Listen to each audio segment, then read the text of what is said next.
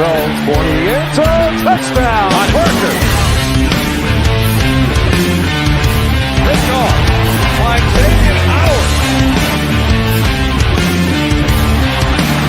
Tagovailoa trying to make up for it. Fires to the end zone. Touchdown!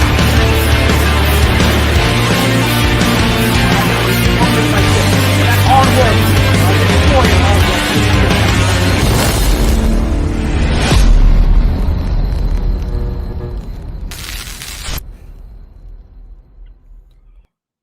What's good, Fin Nation? What's good?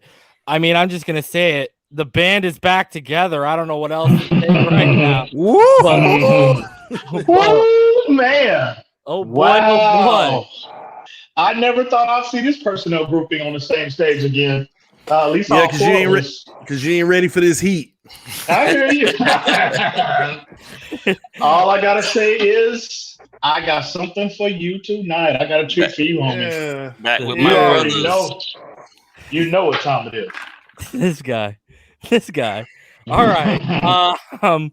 All right, guys. There's already 106 of you in the room, so just make sure you smash that like button, subscribe if you are new here. All right, let's hop right into it. I'm gonna save a couple of the juicy ones, and we'll start with some softballs here. All right, so I'm gonna start off with a draft topic because I've kind of been pitching the whole narrative that it's time for the Miami Dolphins to be aggressive and to stop sitting back and letting the board settle their picks, because that's how we ended up with Austin Jackson and not Tristan Wirfs last year. All right, so it's a simple question. Should the Miami Dolphins be aggressive in this draft or accumulate as many picks as possible for this year and next year? TD, let's start with you. As far as this draft, man, first off, thanks for having me on, Reason, man. You've been doing some great things with the show. This is lovely, man. I love the intro, bro. I got to get to work, man. We should be conservative. Follow the process, not just jump all over this draft and just get rid of all of our assets and go for broke. I believe that Greer and Flores is smart enough to have a contingency plan. And this is the draft where you can build a contingency plan. I think a lot of people are in consensus that we want Penei Sewell, but at the same token, that number 3 pick gives us the leverage to potentially have still have a top 10 pick this year and pick up another first round asset for next year. And I think that the way that our roster is formulated right now, you know, you're not going to always get everything right. You're not going to hit on every single draft pick.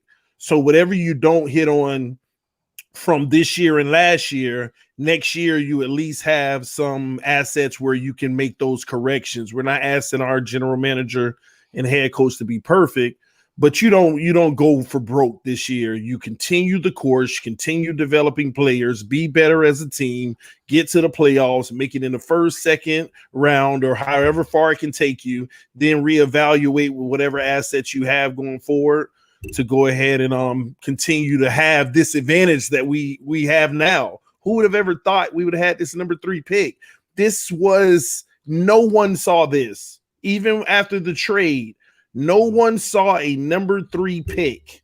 And I mean, we've just been blessed as an organization. So we have to max that out and push it out. So I would not go for broke and just go all in. I would I would save up for a contingency plan, but it's tough because contingency plan means you may not get Sewell, and I want Sewell, so it's tough, man. But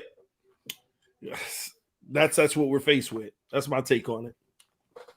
BallGame, what are your thoughts, brother? You know, I'm all about staying the course, man. But if there's an opportunity that presents itself where we can move back and still stay in the top 10 and target a guy that we really love, then I say do it.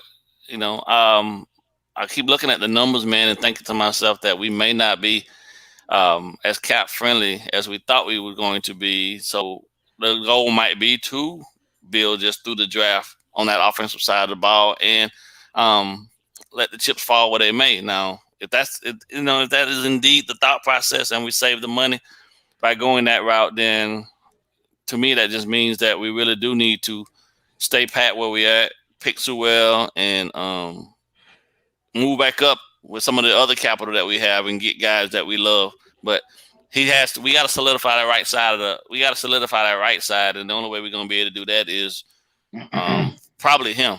I mean, arguably, he's probably the best player in the draft. So if he's there and he's available, we should just go ahead and take him and be done with it. But there's so many other things, man, that I like that are out there that, you know, it makes it they got a real tough problem, man. I said I love the fact that we got that number 3, but I also hate it too because it's a very precarious spot to be in, and oof, you know.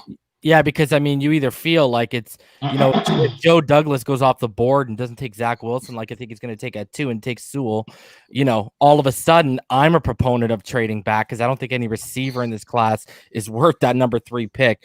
Let's get your thoughts on should they be aggressive in the draft? Like if we take Sewell at 3 and, you know, you got a guy like Waddle falling to like 7 or 8, do you package that 18th pick with like a second next year or a third next year and try to move back up and get your receiver, or would you stay pat at 18?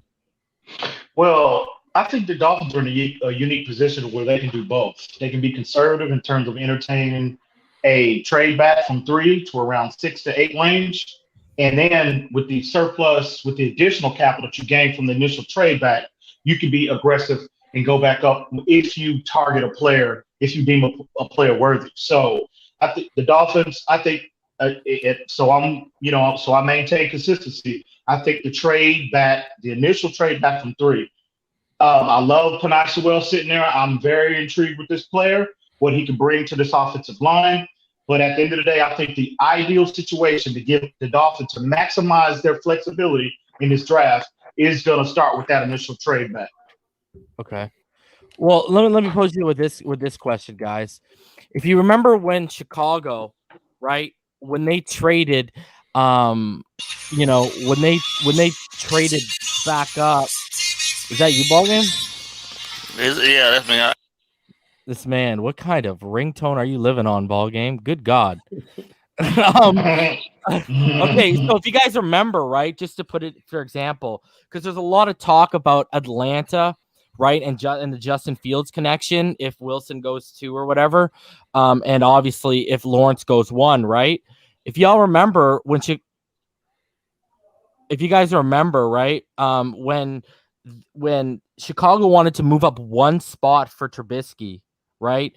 They gave the number, they swapped the 2 and the 3, and then they gave them a 3rd rounder, a 4th rounder, and a 3rd pick the following year. So would you guys be okay moving back just 1 spot if that means you get a 3rd rounder this year, a 4th rounder this year, and a 3rd next year? Is that enough? To go back how many spots? 1 spot. 1 spot to go back to Atlanta at 4 because Justin Fields is a Georgia boy, right? So would that be enough, or you guys want to move a little bit farther back to see if you can land a 1st from someone for next year? That's enough. You get what you can. You don't know how this draft war is going to turn out. You could think you can land another 1st, but people going to make moves. So, I mean, if you only move in 1 spot and essentially you still have the same, it's still the same spot because we're not getting Fields. Exactly. Yeah. Unless we are, but that's another conversation. No, here we go. Okay, I'm being good. You get started early. You get started early. No.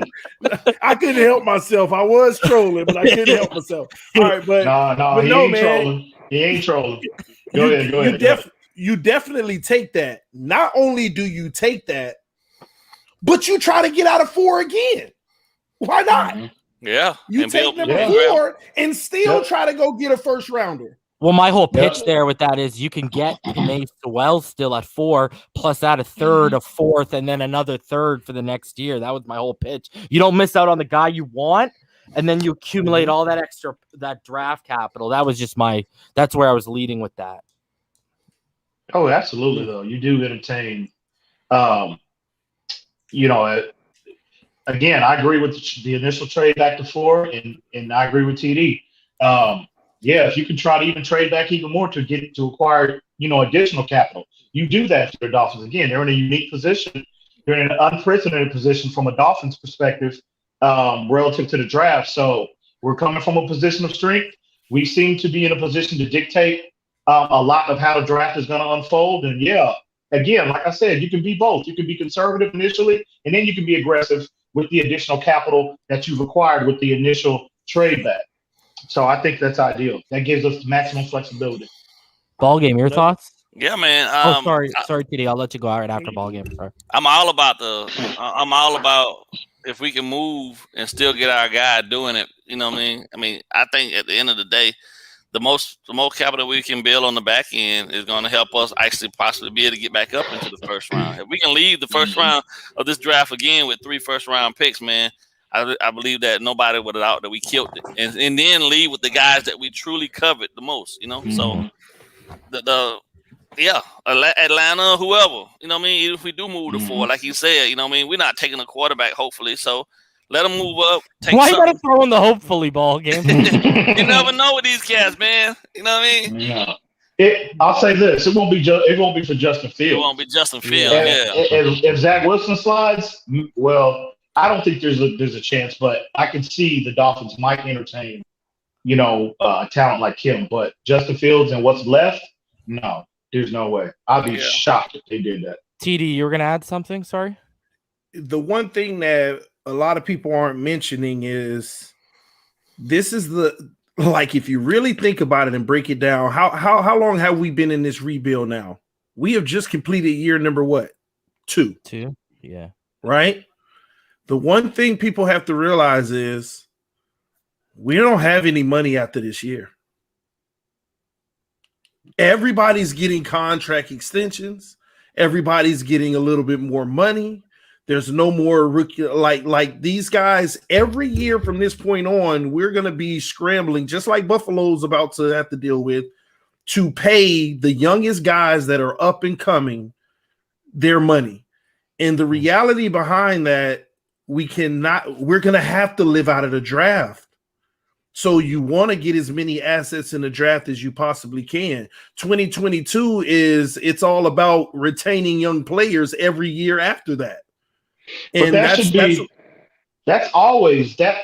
always be. I mean, but we have more. Always the approach. But we have more young players than most teams. That's the difference. We have more people on their rookie deal that'll be up for new deal. Like every year, a team may say, "Well, we got 1 or 2 rookies guys that are on their rookie deal that's about to re-up." For the next several years, we're going to have 3, 4, even 5 guys that have to get, they coming off of their chump change into a veteran salary. And it's not going to be easy.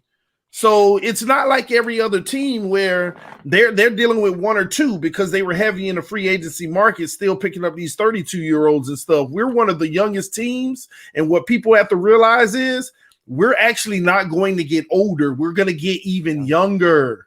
So we're going to be dealing with cap situations of who do we retain and who do we let go for the next 4 to 5 years and possibly plus. So you want to keep revolving picks. This is what they built. This is what they intentionally wanted to do. They want to get to a point to where they bring in a replacement a year before they got to talk to the guy they already got for a new deal and make a wise decision. Did the replacement live up to it, or do we need to actually read this guy up? And I know we hate saying this, but we've built the Patriot way, but we're coming into that execution part of it.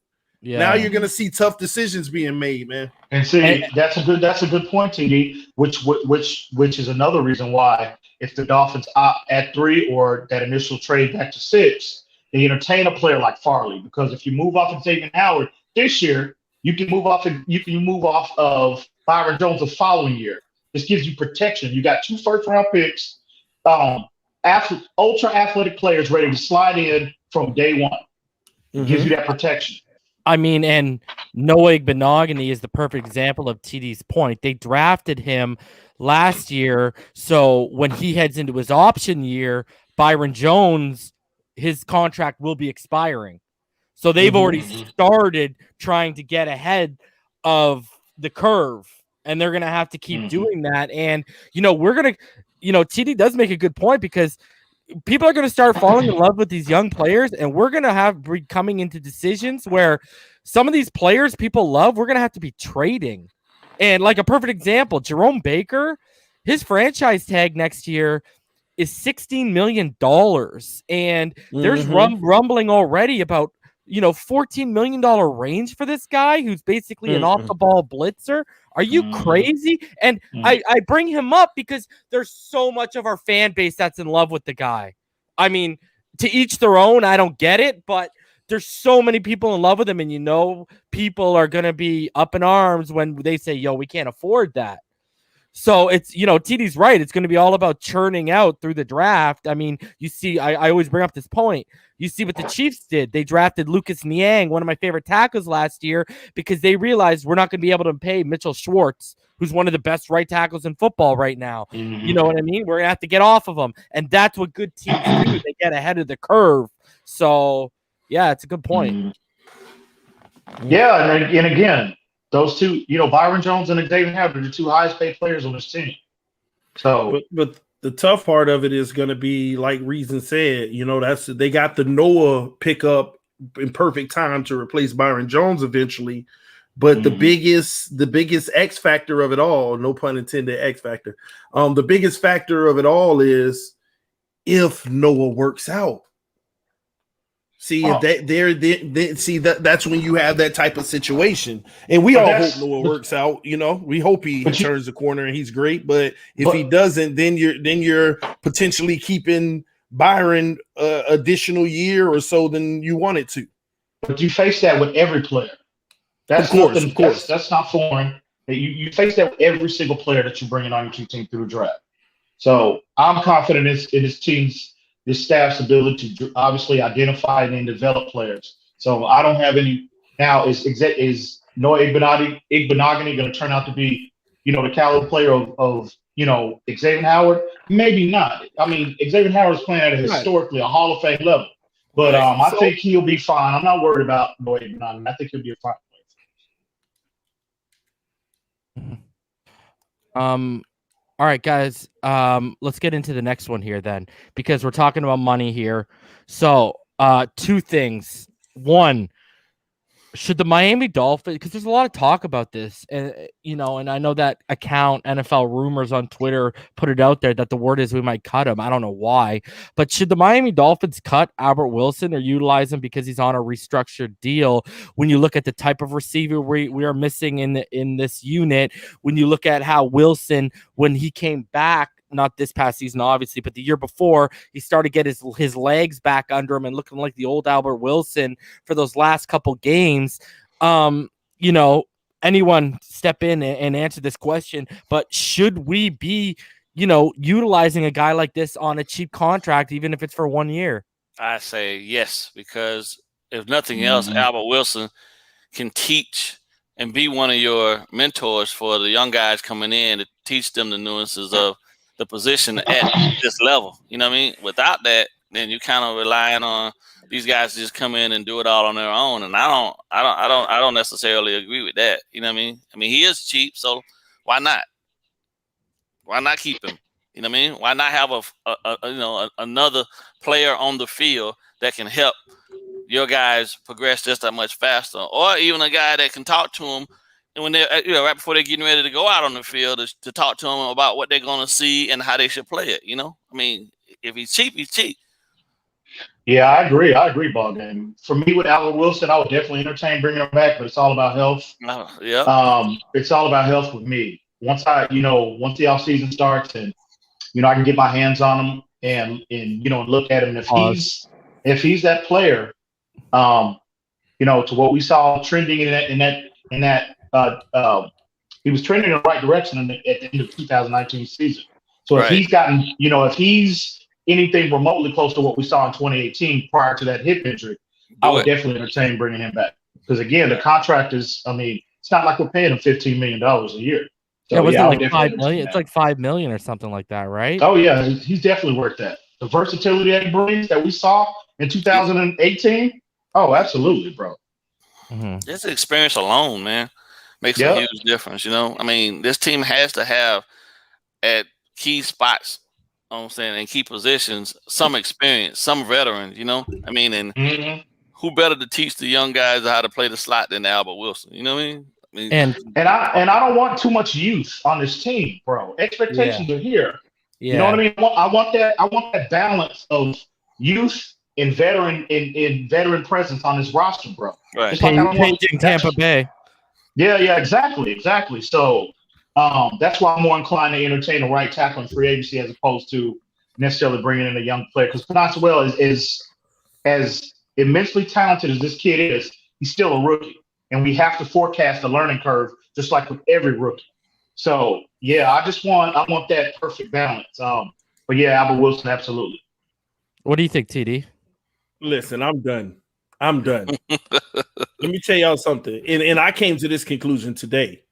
I've been making a big mistake. I've been looking at these wide receivers individually. What do I think about Grant? What do I think about Wilson? What do I think about Parker? What do I think about Preston? Let me tell you what I think. Grant need to go. Wilson needs to go. They need to trade Devontae Parker and go fresh and go get you a whole new receiving core. You know why? Oh, no. Let me finish. So let me tell you why. I'm not looking at another beer. Please do so because you're gonna need it for later. But let me tell you why. I'm tired of looking at them individually. Look at them as a unit. Tell me what receiver we got that can stay healthy. Tell me, like, you got all these top receivers in the league that can play 13, 14. You got Stephon Diggs out here every week. You got, like, when are we going to get one of them? Like, we're literally keep pampering these injury-prone wide receivers. Stop looking at them individually. Look at them as a unit. I'm done with it. I am done. Grant need to go. Wilson, see, we all over here banking on their potential and what they showed us at one point and hoping they can come back to be the same guy and this and that and this. Don't forget the biggest factor, if they can stay healthy, right? I mean, I'm done with it. Let's get a whole new fresh receiving core. A whole new fresh receiving core. What if they wind up getting hurt? Yeah, but you know what? Let's go get some guys that have a lower probability based off of their history. Like Parker. Parker done played 6 years and I've been hurt 4. Grant done played how many years and been hurt half of them. Albert Wilson done played and been since he been a Dolphin, been hurt almost every year, I feel like. And Preston Williams only in year 2 and he already starting that. Like they out here coughing on each other injuries. So you'll give me a guy. You gotta fire the strength and conditioning coach. Well, maybe, but at the same token, the strength and conditioning coach ain't just responsible for the receivers. No. And the problem I have with that is we're not having these kind of injuries in all the other units. The durability issues are a concern for Preston Williams as well as Devontae Parker. I give you that, but I'm still betting on their upside. But here's the situation the Dolphins are in. We're in a position where we can bring in the top end talent in addition to what we already have. The problem this year was we didn't have sufficient enough players from a talent perspective to fill in when those players went down. As opposed to just scrapping these individuals, we have an opportunity to bring in top end talent. And in the event, God, I'm knocking on wood, I hope these guys, play 16 games next year. But in the event that they don't, you have these top end talent that can step in right away and at least be definitely a significant upgrade to what we had last year. Yeah, I'm in a tough spot because I actually partly agree with TD here. Like, to an extent, I'm out on Preston Williams. I mean, I just am. Like, I mean, we're 2 years deep out on a 3-year contract. The guy can't stay healthy, and when he does, he's got serious focus drop concerns. DVP though, I don't know if I'm out on him because the thing I liked last year was even though he's at 80%, the guy was fighting through it like a warrior. Albert Wilson, Jakeem Grant, I'll drive the guy to the airport, okay? As far as Albert Wilson, my only thing with Albert Wilson, and I'm actually going to pose this to TD, do you think him having that year off just now because of COVID could give him time, get his body a little bit more healed where, we only got him for 1 year on that restructured deal. does the fact that he had a year off to get his body a little bit more right, does that entice him a little bit more? Because I do agree with you with Preston and Jakeem 110%. Because I don't think Preston's going to ever reach his ceiling because I don't know if he'll ever be healthy enough. And we're already seeing shades of what we went through with DVP. The difference is we're already further invested in DVP. So I get if they want to continue that. Preston, I understand the skill set, but what good is all that skill if you're on the sideline? So hey, that's the price you pay when you go after big target, big body receivers. Though I mean, like the wear and tear and the pounding on their body is way more significant than these small, twitchy, you know what I'm saying, or tweener guys. 6'1", 195, 200 pounds, as opposed to 6'4", 6'5", 225 pounds. I mean, that's it's one of the prices that you have to pay for that luxury of having guys that big, though. And you're talking about just disregarding Parker and Williams. That's not, and you think you can just disregard him and bring it? No, I'm talking to TD. I understand Jakeem Grant. Jakeem Grant, his ticket has already been printed out. We just have to distribute it to him. But we got to have that meeting. But as far as Parker, what players from an athletic profile standpoint, as well as production, now again, I understand the durability is concerned, but these dudes have one thing they have proven to be, the durability is concerned, but they have also proved that they can be big time players when given the opportunity. And for you to just disregard that kind of production and just think you're just going to slide in 2 or 3 guys and think you're going to get that kind of production, that's not an easy feat, bro. You got good established players. I think you stay the course with both of them. They're too big. They're too fast. They're matchup nightmares for pretty much 95% of the defensive backfields as a tandem in this league. You do not do that. You stay the course and you ride. And it's not like you got a lot of money tied up in either one of them. Absolutely not, bro. Absolutely not. I hear you, bro. And don't get me wrong. I don't want people to get the wrong idea. It ain't an easy decision for me to even feel like coming to that conclusion. But here's how I see it. We can keep playing this game because we've been playing it for the last, as far as receivers go, we've been playing it for the last 12, 13, 14 years. It's been the same thing. You'll have one guy that's working out and everybody else will be going through the same crap. All I'm saying is I understand what you mean, but sometimes look at different options. So let me give you an example. You trade Devontae Parker, you done got rid of that salary. Not only did you get rid, it's 11.987 million. 12 million, right? And 12 million comes off the books if you trade him. Yes. Yes. We get that in savings. Okay. Yes. So 12 million it comes off, right? Then you still got a draft pick from him. Am I wrong?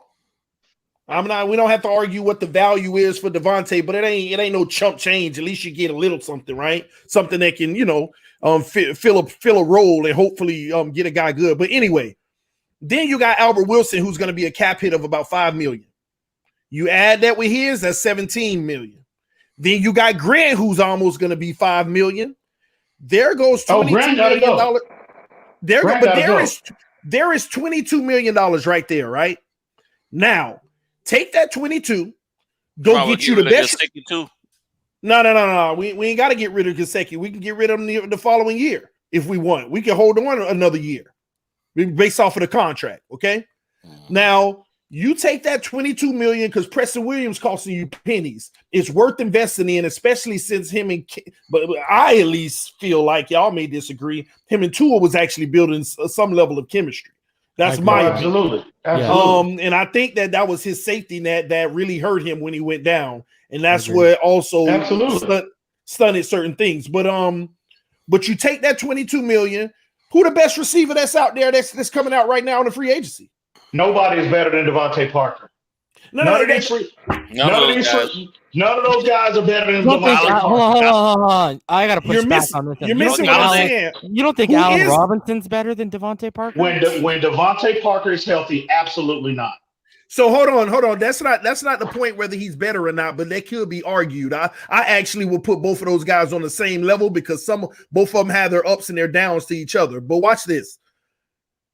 How much is Robinson gonna cost? 18. Because remember, 18, probably 20. No. I'll say No. 12 to 18. I can guarantee you that man gonna get around $16 million. And let me tell you why. The salary cap has been totally readjusted in these teams. That's why Buffalo's in the trouble they're in now. They thought the salary cap would be $220 million based off of what it's supposed to do. But COVID has slashed that, and teams can't dive in. That's the same issue Jerry Jones is having. They can't dive in with the money because they thought it was going to be one thing. They paid players big money. It didn't turn out that way. They're like, oh, we're screwed. We got to pull back now. He's going to get at a max around $16 million. Now, somebody give him 18. That's just they dumb self. But I believe you can get Allen Robinson for about $16 million. Then you got another 17. I would rather have Preston Williams, Robinson, Corey Davis, and go ahead and get one of these first-round rookies receivers, and you got 4 studs with Bolden and the rest of them guys, but you know what you ain't got? A whole bunch of guys on crutches around here. Fresh start with Tua, let's roll. And I think that's a better receiving core overall as well. Am I wrong? I'm ready. I'm willing to ride with them another year, and You're risking it all. No, you're not risking it all. No, you're not, because you're bringing again. I would rather rate that investment up front. I would rather bolster the run game as opposed to making these immense investments at the skill positions, because that's the biggest issue that's plaguing this offense. It's not what we have on the outside, bro. No, and that is exactly what the vision Brian Flores has been trying to establish since he got here. And if you listen to him, he's been consistent about what his vision, what this team is, what he wants his team to be. So no, that's ridiculous. Let me say this about the run game, and we can argue this, and I'll argue this to the death. Our biggest issue on offense was not the run game last year; it was the receiving core. I want to be clear about that. We had our run deficiencies, but it didn't mean we didn't run the ball.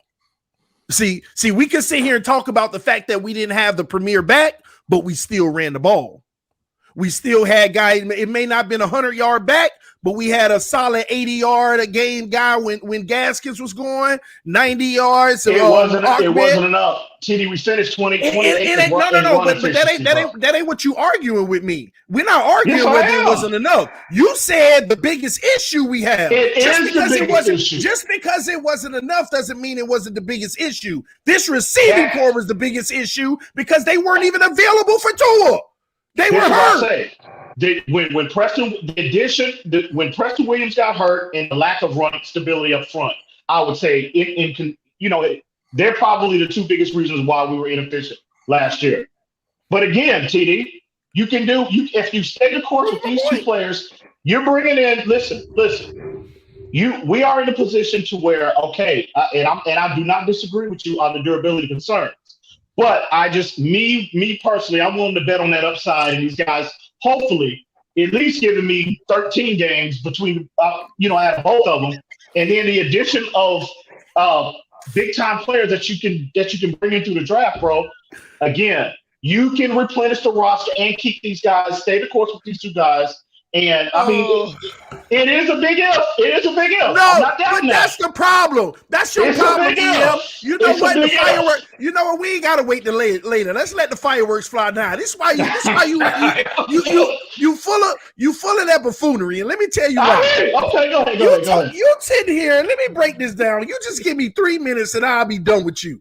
Go ahead. You sitting here breaking down false facts and true lies. Just buffoonery. Listen. Just get to it. You're gonna sit here. First of all, you're gonna sit here and tell the people that you're banking on these guys having at least giving you 13 games a season. So hold on. So you take Albert Wilson. How many years Albert Wilson been in the league?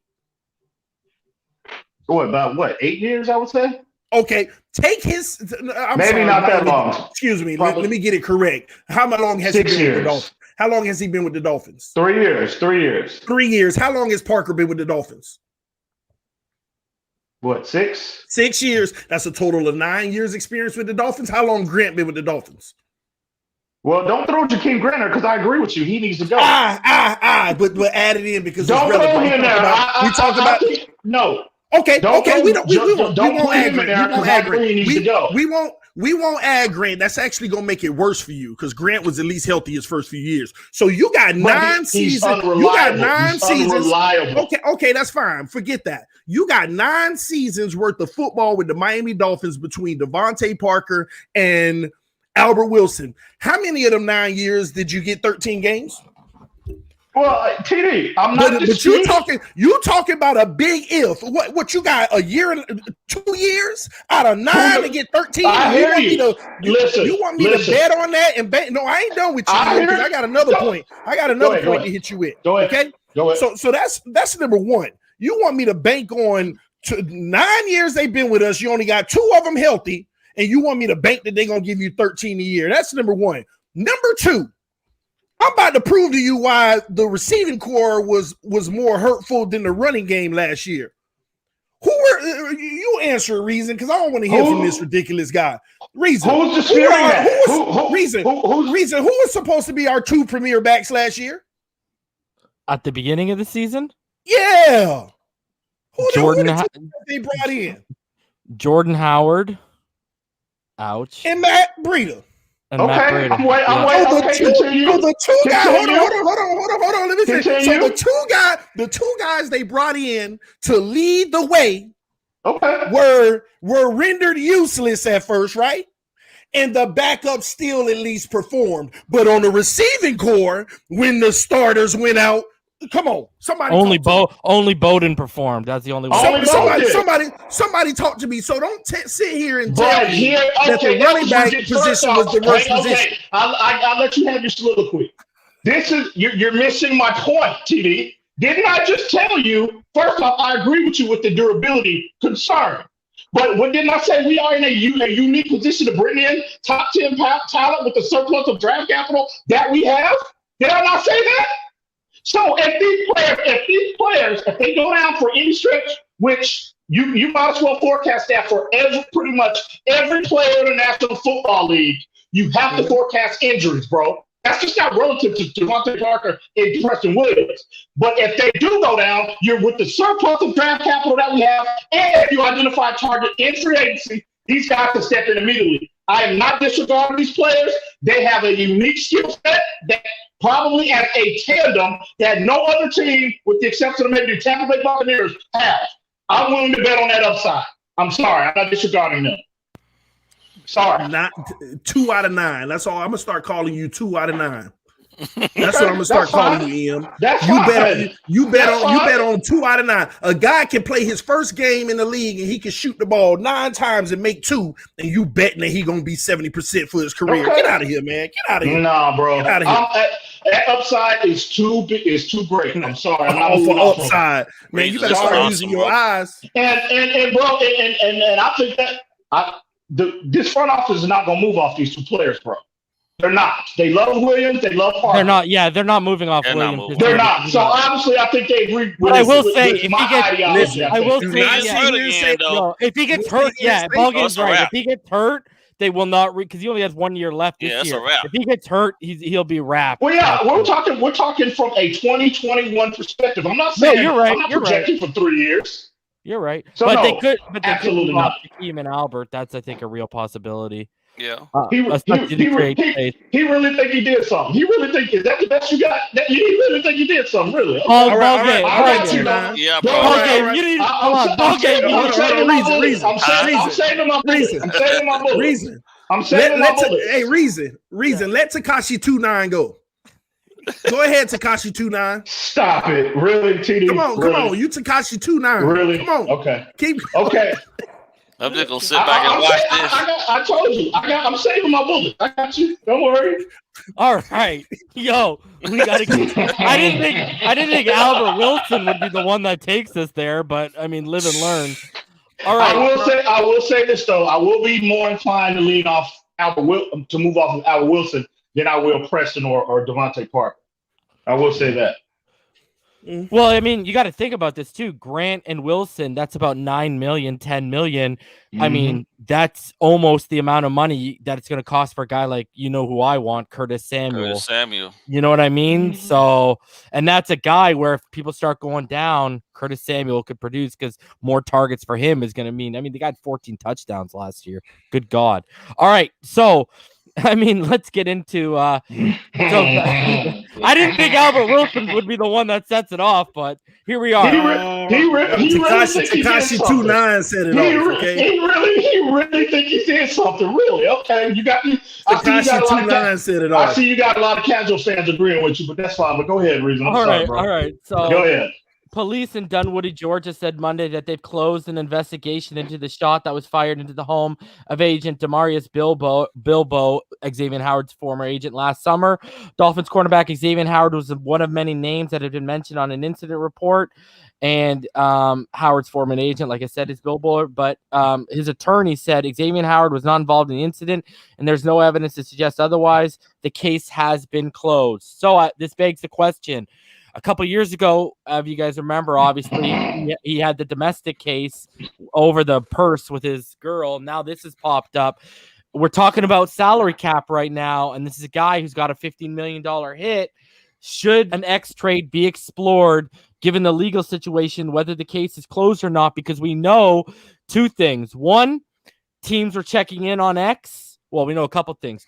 3, actually. 2, his value will never be higher than it is right now, and he's 27, so he's closing in on the big 3-0. And number 3, we mentioned it earlier, we follow the Patriot way, and the word got out that Belichick was trying to trade Stephon Gilmore at the beginning of last year, coming off of a Defensive Player of the Year, and X put up better stats. So BallGame, let's start with you because the secondary is your specialty. What do you think? Should we be exploring a trade? And EM's posted a very good theory up here where he said you target a team like I suggested the Panthers because they're building something special on that defense if they miss out on a quarterback.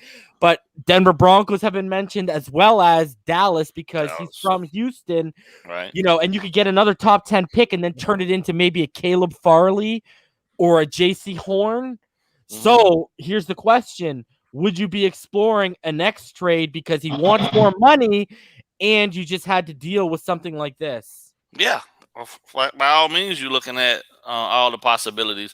I mean, you're not rushing out the door to go get a deal done. But, if somebody's calling, you're definitely doing your due diligence to see exactly what they're talking about and what you can get in return. If you can swing one of those deals, especially the one with Dallas, if you can swing something like that, that would be ideal because Jerry ain't going to have a problem whatsoever ponying over whatever type of money it's going to be. He likes to flash. He likes the fact, he'll pay for what X brings to the table. He didn't care so much for what Byron did, but truthfully, arguably, X was only, in my opinion, able to do what he did because of Byron. But that's a whole nother story all in itself. You got to look at it. There's no way around it. You have to look at all the options presented in front of you. You take the calls and you see what people are really. Now that this case is done, I think that puts a little bit more pressure on the Dolphins now at this point to get something done either earlier, earlier than later, if they haven't, if they plan to keep him, because the longer you sit, the longer he has a chance then at this point to get disgruntled. And then, you really don't want to go into the off season with this lingering, you handle the business and get it over with. Either he's going to be with us or he's not. But yeah, you explore every option. I hate it because this thing's something special. Yeah, we all love that. Yeah, man. That's it. No, I'm just saying this defense that we built is something special right now, and to not have him a part of it would definitely throw a chink in all of my thought processes of what I thought we were going to be able to see for the next couple of seasons. But it is the business, man. And at the end of the day, man, one situation proved to be true, one didn't. But guy got to learn to lay low too, man. You're a premier athlete in the NFL. I agree. And people going to always be looking. And, you got to clean up the group around you. You got to move different. You know what I mean? And if he ain't figured that out by now, then, that's a headache. Yeah, I doubt he ever will. So he can't be a part of this group, man. We got too many young guys, man, idolizing and looking up to him to be, you know what I'm saying, potentially doing some of the same dumb stuff. You know what I mean? You got to separate yourself, man. You're a millionaire. Playing a kid's game. You feel me? Like, come on, man. Time to put away the old, you know, leave all that other foolishness behind. But yeah, I'm definitely looking at options. I want to get your thoughts, and then I'm gonna follow up because I got a question that I've asked you both, but I haven't asked TD regarding X. So EM, give your thoughts. Well, y'all know how I feel. I think the strategy for this year's draft with that third, maybe not the third, but the ideal scenario is the Dolphins to trade down and select a player, select Caleb Farley. That's the pick for the Dolphins. Again, that maximizes your flexibility. Your strategy for the draft, and as well as you get the cap savings. So, but I'm glad this story has some closure to it, because again, my concern was more so for X the person, you know what I mean? And so hopefully he can address what's going around him, whatever is going on in his life. He hopefully, because this is 2 big bullets he's dodged, 2 big ones. So he needs to be on his knees tonight, thanking the good Lord above. You know what I mean? For smiling on him again. So the best thing for Xavien Howard is to get his personal issues, resolved, whatever that is, whatever that looks like. So with that being said, from a Dolphins perspective, I think this time, and I've highlighted this on multiple platforms, y'all know how I feel, Xavien Howard's stock is as high as it can possibly get. Now is the time to move off of Xavien Howard. I said it last year when TD was talking about move off of X last year. I told TD, this is not the year. 2021 is the year to move off of Xavien Howard. And so he had a historic season. He was relatively healthy. Okay. His stock is at an all-time high. Now it's time to cash in if you're the Dolphins. And, this is a player that has had durability issues. You know what I mean? This is a player that's 28 years old, right? And, again, he's not in your 3-year projection. He's not. Because of the salary cap obligations that the Dolphins have with him. So he's not in your 3-year window. He's not in your 3-year projection. Now's the time to cash in and move away from him. Honestly, guys, the nightmare for me is they pay him more guaranteed money and we get more knee injuries.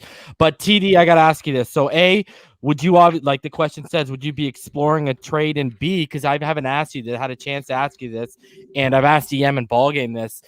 Do you think if they trade him, that would send a bad message to the locker room that they're not now I know they've already made him the highest paid corner one time, but the fact of the season he's coming off of, and they, people might consider they're not taking care of their guy, even though they did it once before.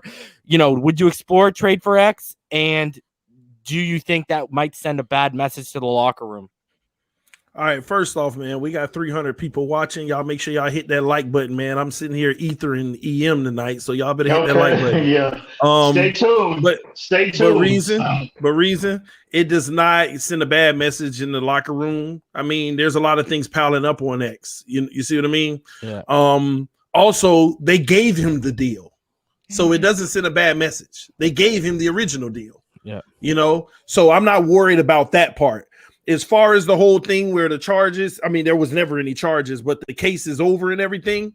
It's just a classic case of Xavien Howard not snitching, So he became EM29, he wouldn't snitch. I mean, he's the opposite of EM29. All right. But EM, I realized what I could do with this Minka jersey, man. I'm gonna get your name up here. EMdolphinfan 29, baby. We finally got something special. I finally know what I could do with this jersey, man. You're special to me, bro. You're special to me, bro. You gonna make a video on it like you made that video with that skin fits don't matter. Hey, you gonna make a video with that? Oh, okay. That's right. Go right that's ahead. right. That's just right. Just like you made that video, that scheme fits do not matter, and that's what football league. Go right ahead, sir. Listen, man. You just keep listening so I can keep teaching you. All right. But listen, I love you. Can you just answer the man's question? Can you just answer the man's question? I paid money for this, and your name going on it, bro. You should be happy, man. Bro, I love you, man. I love you. That's cute. Anyway, that's man. On to the thing with X. I was actually thinking about it today, reason. here's my conclusion on the Xavien Howard thing. We all sound like we're on the same page. You got to explore the value and see if you can get the best offer you can. I feel like this. I think Greer should look at it as like this. I want Xavien Howard on my team. And the only way I move off of X is if I know that what I'm getting back for him is going to get me the two best cornerbacks. I said two. The two best cornerbacks in this draft. I am going to trade his $16 million for the two best cornerbacks in this draft. So I have a replacement for him. And if that replacement doesn't work out, I have a backup plan. And if both of them work out, just in case no one doesn't work out, I have a replacement for Byron in the future. Go ahead and flip. Stop biting my ideas. Stop biting my ideas. You heard me say that. I was the first one out of front and projected this out in the Dolphin universe. Stop biting. When did you say this, EM? Come up with something original, please. Stop biting. Stop biting, Hold on. Okay. Here we go again. This ain't TV foolish talk. This ain't TV foolish talk. This is not TV foolish talk. We're gonna let the people in the comment section decide. I make a point, and I'm not trying to sit here and take credit. If you said it before, congratulations. At least the first time you making sense with your thoughts. I hear you. But anyway, but I don't believe you did, by the way. But anyway, my thing is, EM, if that's how you felt, then why didn't you just say that when he asked you the question again? Why did you come with a whole new answer and didn't say it just now? For everybody in the comment section, everyone in the comments, who was the first person in Dolphin Universe to project this scenario out there public? Not Kyle Krabs, not all of these 3 yards per carries. That was EMdolphinfan floated this and put this out in the Dolphin Universe. Facts, bro. Everybody that follow me, they know. You know what? So stop biting. And I know you heard me say that. Be original. I trust the I trust the people. They're in the comment section right now saying that you were the first one to say it. I didn't know that. I want to tell you right now. Yes, I want to tell you. Anyway, listen. Go ahead. But you know what? I'm gonna humble myself and say this. Okay. I'm gonna trust the people in it. It won't be the last time you humble yourself tonight. Listen, let me finish humbling myself. I am going to humble myself right now. Recognize the comment section. Say that they've heard you say it before. And let them know humbly, right? I am humbling myself that a broke clock is right twice a day, ladies and gentlemen. Okay. I hear you. A broke clock is right twice a day. So congratulations, 2-9. Congratulations, 2-9. But please answer the man's question so we can move on. That was my answer. Yeah, he did. It's the same answer that you've been saying. I thought about the same thing. That's my answer. You go make sure all you do is flipping for his replacement and insurance. Yeah. So you don't need to come up off of X. Because word did come out. We interviewed Asante Samuel. We've already interviewed Asante Samuel Jr., who, I mean, he's a pretty high second. I have a second round grade on him, but pretty high at corner. So clearly they're exploring what the corner options may be. But that tells me if they're not willing to invest potentially in the first, could they be going offensive heavy in the first and then be circling around to look at replacements like how they did with Noah was like the 30th pick, right? Technically at the back half of the first. So, I mean, interesting stuff. All right, let's keep it rolling here, guys. All right, let's get into the juicy one. All right. Devonta Smith prefers Mac Jones over Tua Tagovailoa. And this came out today in the Monday Morning Quarterback, and I'll read it right here. All 31 teams in attendance at the Senior Bowl had the chance to do a 15-minute speed dating interview with the Alabama quarterback. But maybe the most interesting anecdote I could possibly give you, and this is from Albert Breer, on him from that week in mobile, comes from Heisman Trophy winning receiver Devonta Smith. One team asked Smith point blank, Tua Tagovailoa or Jones. You got to look at the context, guys. They're not asking who's better. They're not asking who makes a better sandwich. They're not asking who throws a better football. They just said Tua Tagovailoa or Jones. And the question was barely finished, apparently, before Smith answered Mac Jones. He was bold and definitive about it as I heard it. And of course, it's logical to some degree. Jones was Smith's quarterback for the historic Heisman Trophy year. And then obviously, Mac Jones needs a little bit more of a draft boost than Tua Tagovailoa needed last year. All right, so let's get your thoughts on this because Dolphins Twitter is absolutely blowing up. They're turned into like anti Devonta Smith. I feel like a genius for putting Waddle at number 1 yesterday on my big board. So we know why you did that, which is a smart move because he's the most dynamic player at the position. Player anyway. So. Mm-hmm. I mean, let me not. Go ahead, BallGame. Go. I think really what this comes down to is that you got a guy who won the Heisman Trophy, and people, without a shadow of a doubt, are really gonna pay some attention to what he's saying, and he's doing his best to ensure that his buddy gets as much pub as possible. Now, anybody with any common sense know that Mac Jones is not the quarterback Tua Tagovailoa is. So, in that instance, because they had a full season, hold on, let me finish. They had a full season together. And he fed him. Mac Jones fed him consistently throughout the season as well. Right? I pay homage too, I guess, when it comes down to it. You know what I mean? I'm looking at it from a different lens. I mean, why would he say it's Tua when Mac's the one that helped you get the Heisman? Exactly. Yeah, I agree. I agree 100. That's my piece. That's my take on it. I think that's his way of paying homage back to Mac Jones, and it is what it is. But I agree. He know Tua the better quarterback overall. Wow. I agree 100% with BallGame. I agree 100% with BallGame. I think this is just he's just giving homage to the quarterback who he had the most success with. Period. BallGame said that first, EM. BallGame said that. Well, I agree. I'm in agreement. Oh man. TD, but for the record, though, I do like Mac Jones as a prospect. I do like him. But go ahead. I'm gonna remain consistent here. Okay. Mm. I don't care nothing about no Mac Jones, just like I didn't care nothing about Tua Tagovailoa before the draft. And it ain't that I didn't care about him because I didn't like him.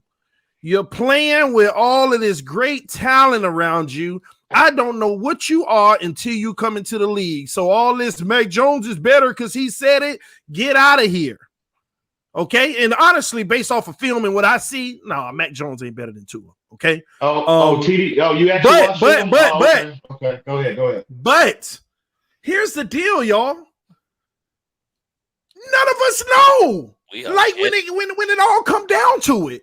I mean, 3 years from now, Mac Jones can be taken off in the NFL as this big time guy like Brady did. We don't know.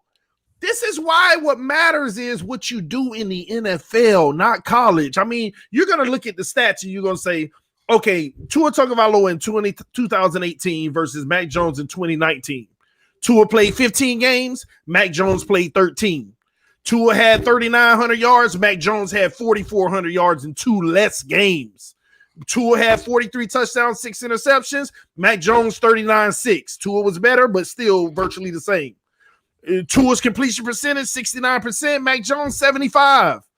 Power 5 games. Tua only played 7 of them. Mac Jones played 11 and still balled out. At the end of the day, stats are going to suggest alone that Jones is better, but that's why I keep telling y'all I don't care nothing about them stats. I want to look at the eye test. We know what we saw from an intangible standpoint where if both of them were getting drafted today, I would take Tua over Mac Jones, but at the end of the day, you don't know what none of these guys are going to be. They could both end up being bums or they both can have a gold jacket in the future. You don't know. So really there was his comment didn't even matter. You can take it however you want. He won him a Heisman. He giving him a big ups.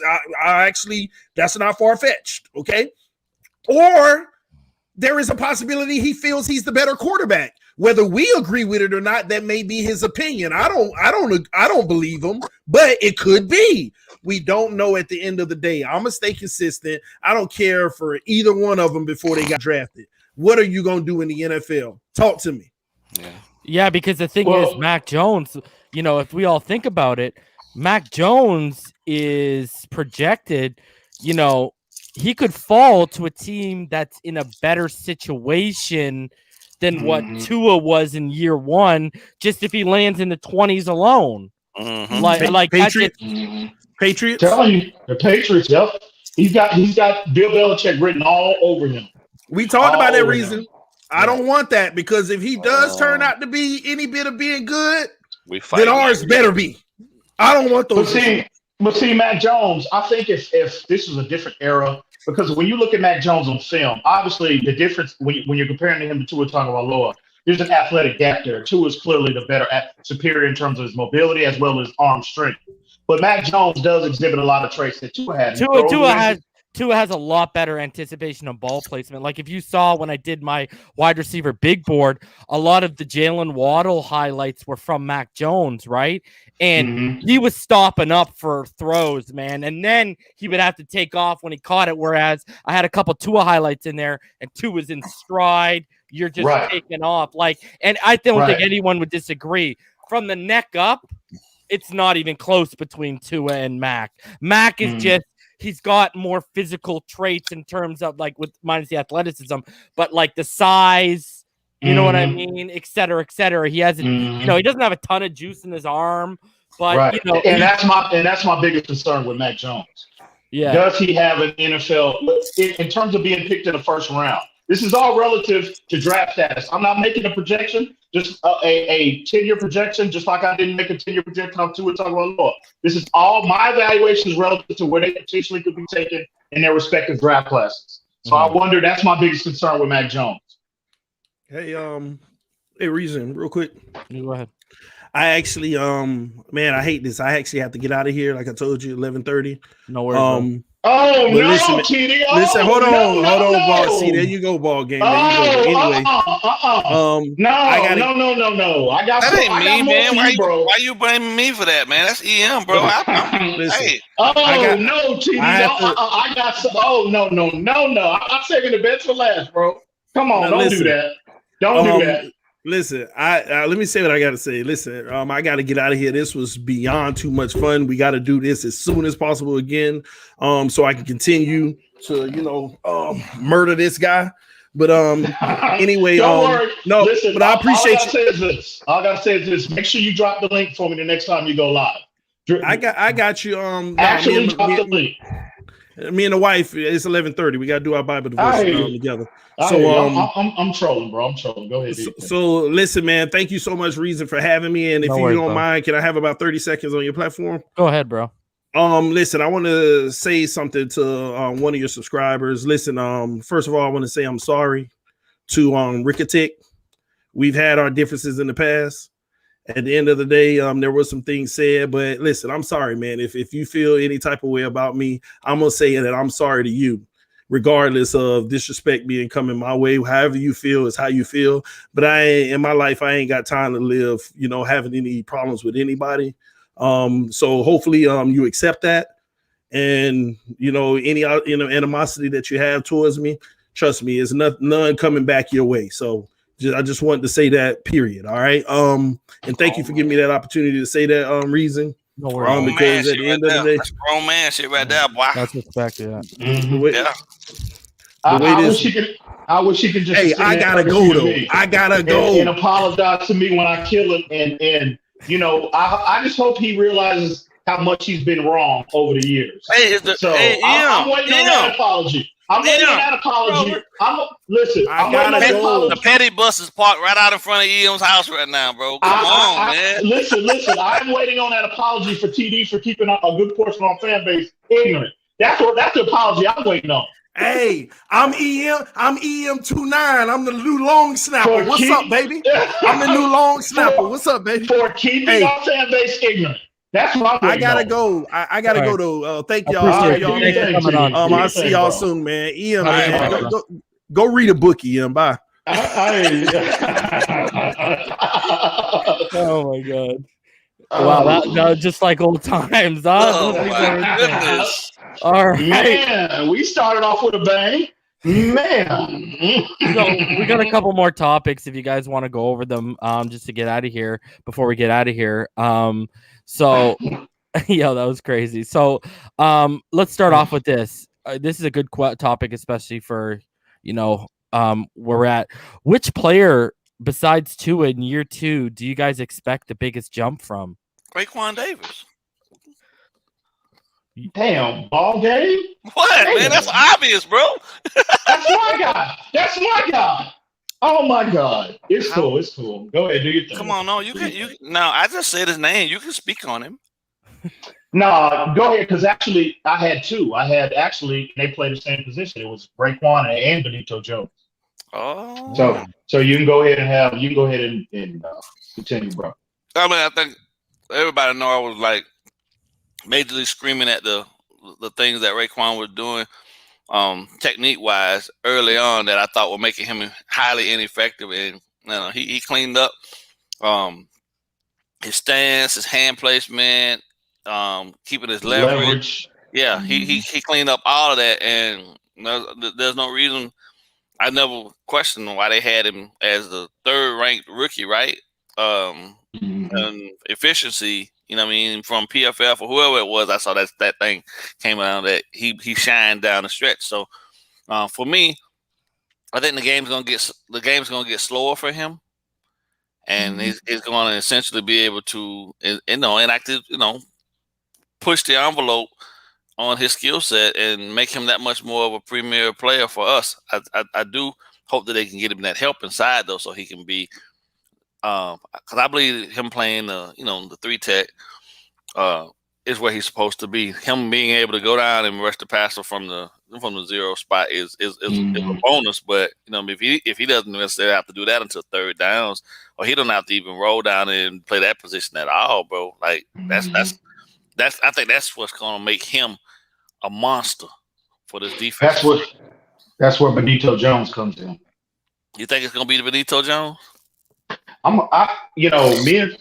Last year, before the draft, me and Reason, we talked about Benito Jones, and he was on our defensive tackle big board as well. I think he was number 5, I believe 5 or 6. And I was high on Benito Jones the year before when he was at Ole Miss, because I think he's a prototype. He's got that low center of gravity. He's got that big base. You know what I mean? That anchor. He's got that big. You look at him. You look how he's built. He's got that big behind. No homo, nothing like that. But he's got that big stout base that you need. The low center of gravity that you need at that position. And I think he needs to improve on his upper body strength. But I think from a profile standpoint, he's ideal. 6'3"-ish, 6'2.5".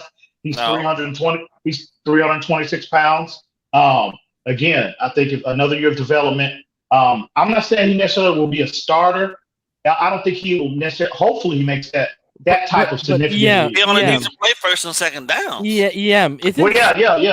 EM, isn't starter kind of glorified word when all you care about is the snap count at the end of the day? Yeah. Oh, absolutely. So all I need him to do is plug the. All I need him to do is be 1st and 2nd down, bro. Exactly. And I'm projecting him. I think he can. Hopefully, he can become that. That run plug. That run plugger on 1st or 2nd down.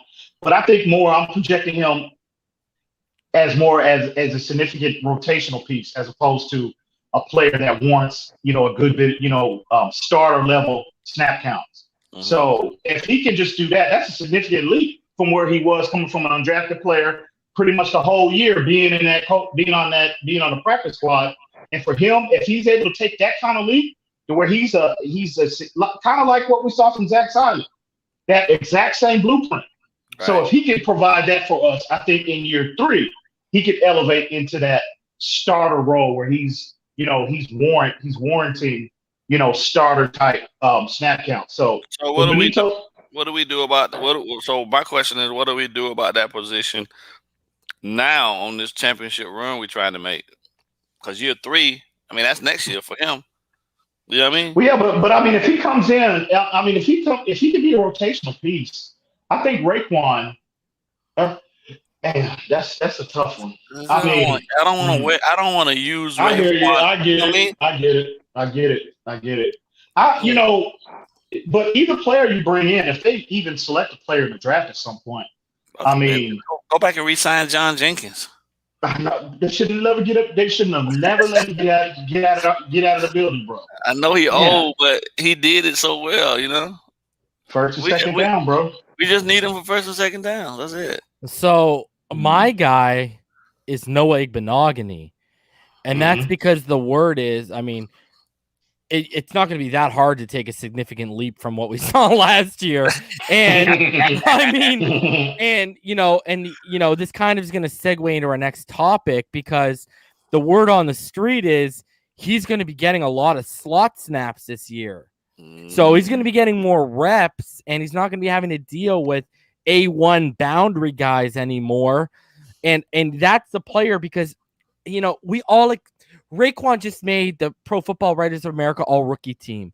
We expect his trajectory to keep going up. I mean, for Christ's sake, my player comp for him coming out, EM can back me up, was freaking Chris Jones. Chris Jones, right? You know what I mean? So I expect that. Now, should Needham be starting the conversion to safety, and basically should the majority of his slot reps be given to Noah Igbinoghene? BallGame, let's start with you, because you are obviously, and TD's back, you are obviously the corner specialist. So what are your thoughts on that, brother?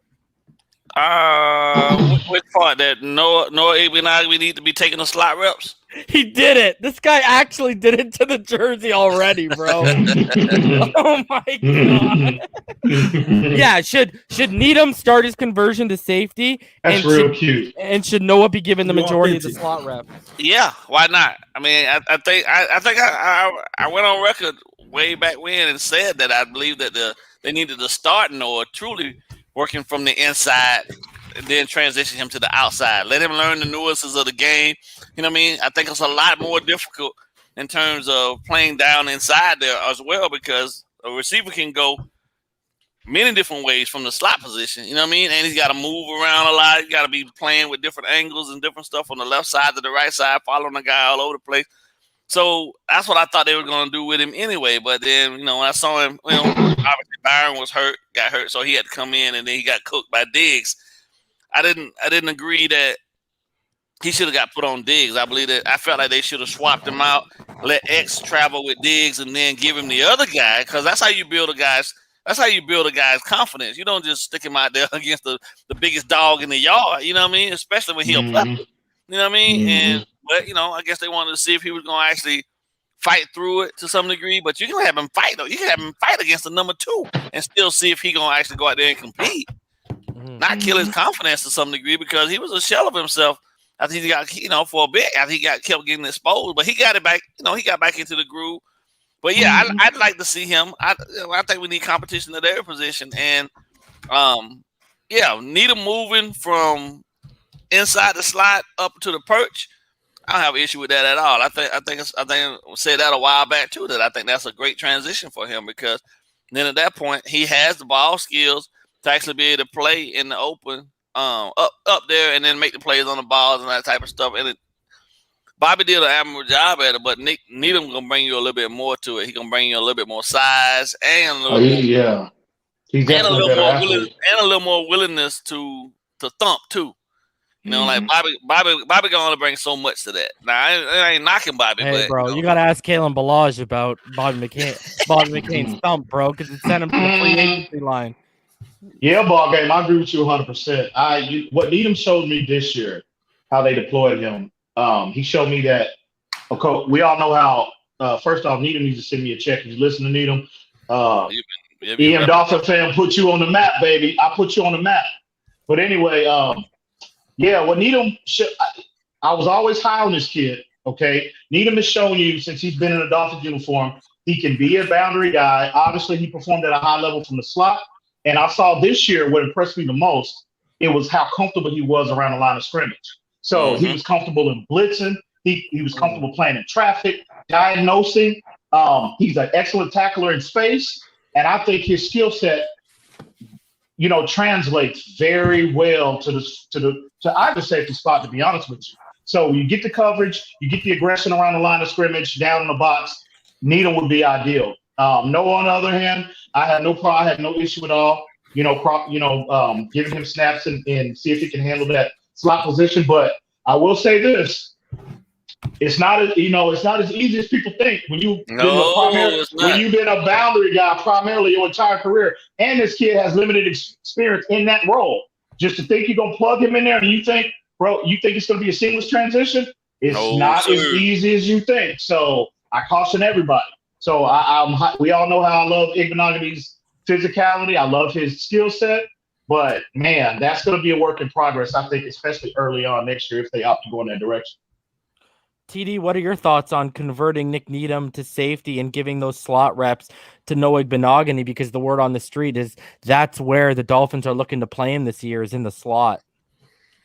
It's necessary because Noah Igbinoghene had an unfair advantage that everybody else got a year before. Remember what Brian Flores did 2 years? He played everybody at 2 or 3 positions. You know, Needham was running around on the boundary, the slot, the safety in camp. Bobby McCain was running all those positions in camps. Minka was having his issues, but whatever. We got a new 2-9, so we straight in EM. But anyway, but yeah. I like it just for the simple fact you want to give him experience in all of those positions in the secondary so that he can understand what everybody else's responsibility is better, which will help him do his responsibility better on the outside. There's a big piece of playing in the secondary that a lot of people in BallGame can contest to this. I know that a lot of people underestimate. You're better when you know what everybody else is supposed to be doing. Mm-hmm. You know where everyone else is supposed to be. It also allows you the freedom to know where you can actually be free. You know, on this play, nobody's coming across the middle. I can veer over here a little more if I want. All of that, those little nuances. So that's how I feel. It's a great move. I mean, at the end of the day, what can you lose? I mean, what's the downfall? There is no downfall. If he sucks over there, he sucks over there. If he's good over there, that's great. You know, it's nothing but upside. But for your original question though, which was what second year player do we want to see make the biggest leap? Okay, yeah. Mine is a little different. He didn't even play bad, but I want to see that big leap so he can take his position. Jones. Brandon? Yes. He needs to own his position now. Can any of us sit here and say he's going to be the day one starter back there? No. But they're not moving off Eric Rowe. They're not moving off Eric Rowe. But that's my point. He needs to take that next level so we can, because Eric Rowe ain't forever. Said Jones need to make him move, huh? Exactly. Yeah. But isn't that what we drafted him for? Absolutely. Yeah. So he gotta take that next step, because that's a position we're going to have to address over the next few years. I don't see him taking that significant. No, that's fine. But remember, EM. Let me articulate for you. We're answering the question, okay? Mm-hmm. All right, okay. Mm-hmm. Do you even? So that's right. Okay, you're gonna be cute. All right, I got you. I got you. All right, so that leads me to the next question, because this is a draft that's full of safety talent, and a guy who I really like, Jevon Holland, he's slipping a little bit because he didn't play this year due to COVID, but that's a guy who played the single high, he played in the box, he played in the slot, he played even on the boundary somewhat. Is this the draft where the Dolphins should draft a safety on day 2 to replace McCain? Or I know we talked about Brandon Jones being the eventual replacement for Rowe. I've always said, when we drafted him and I started diving into his tape, because I didn't watch a lot of tape. I didn't watch any tape on him before we drafted him. I said his best reps came from the slot and in the box. And then they kind of, I compared him to Mark Barron a little bit of that hybrid linebacker, strong safety they could use. And they utilized him. And, me and EM had a private conversation. He really showed a strength of, not only Needham showed a comfortability, comfort being on the line of scrimmage. Brandon Jones showed a lot of comfort with that. So is this the draft where they should be looking to, we have no safety depth whatsoever behind them, like Clayton Fledgulum, Kevon Frazier, just a bunch of jabronis that are special teams guys. So is this the draft where you should be looking for the long-term solution behind McCain or Eric Rowe? EM, Yep. go ahead first, bro. I don't necessarily think long term because I don't think if you're talking about a long term solution, that's gonna it's gonna take a higher draft pick, a higher investment, first, second round. I don't think the Dolphins should entertain safety because again, you have viable starters. If you want to take a flyer on a player like him, he probably won't be there in the fourth, fifth round. Fourth, fifth round. I get that. But Yeah, I said on day 2 because Okay. I don't know if any safety is gonna go in the first round. First bro. round, Let's see, right? Yeah. Well, yeah. I mean, yeah. If you see value there, oh, absolutely, because you need depth. They do need depth. But I mean, I wouldn't have a problem with the Dolphins making an investment. I just don't think they need to make one early. Like day one. So yeah, we need depth. I think we have viable starters, and I think we have 2 viable replacements in Nick Needham and Brandon Jones once you opt to move off one of either McCain or Eric Rowe at some point. I don't think they're gonna entertain moving off of Eric Rowe. He's playing at a too high a level right now, Pro Bowl level, and he's only 27 years old. So and he's under contract. So go ahead, Bobby. Go ahead. I think the goal this year is to expand the versatility of our pass coverage defense and put premier coverage guys, maybe guys that prototypically wouldn't necessarily be. Put as many DBs on the field as possible. I think we're gonna see a lot of one. I do you want better ball game. 137, 146. You know what I mean? I wouldn't be opposed, even though I know it's not going to happen. I wouldn't be opposed to Byron Jones playing some safety too. Going back to his natural spot. Go back to his natural spot. Yeah, that's his natural spot. But at least we all know he has horrible ball skills. Absolutely horrible ball skills. Well, I think a couple picks this year. Yeah, but to be a safety, all he got to do is just be deepest of the deep. Come on. Yeah. But you're not wrong. I'm not saying you're wrong. Passes. He don't necessarily have to be worried about the picks back there. He just got to be deep. Yeah. He just got to stay over the top of everything. He has to be there on the play. Let me tell you why I said Byron Jones. Because as much as we love Eric Rowe and he's played phenomenally, but remember that game where he got literally raped by the tight end? Which game was that again? Waller and Kelsey. That's only 2 times. That's twice. Yeah. But that's also a direct correlation with his size too. That's a direct correlation with his size. I think Waller. He's bigger than Byron Jones. What are you talking about? You think he's lengthier than Byron? Yeah, he's 6'2". Byron Jones is 6'1". I don't know if he's I'm talking about span. I'm talking about wingspan and all. I don't know about that, bro. I don't know about that. Maybe I'm wrong. Maybe you were broke clock right twice a day. That's your second time. You might be right. I hear you. I don't know, but I don't know if his wingspan is bigger, bro. Yeah, you've been saying that a lot here lately. The other thing too is he shut down Kittle, and when we played San Fran, but Kelsey and Waller. I mean, everyone knows I love Waller. Those are 2 of the top 3 guys in the league right now. And I will say to his credit, he kept Kelsey out of the end zone. It's when Fledulum came in that Kelsey found the end zone. Hey, and reason, check this out. In 2 years now, 2 years since he's transitioned to that role, Eric Rowe, he's had 2 bad games in terms of coverage.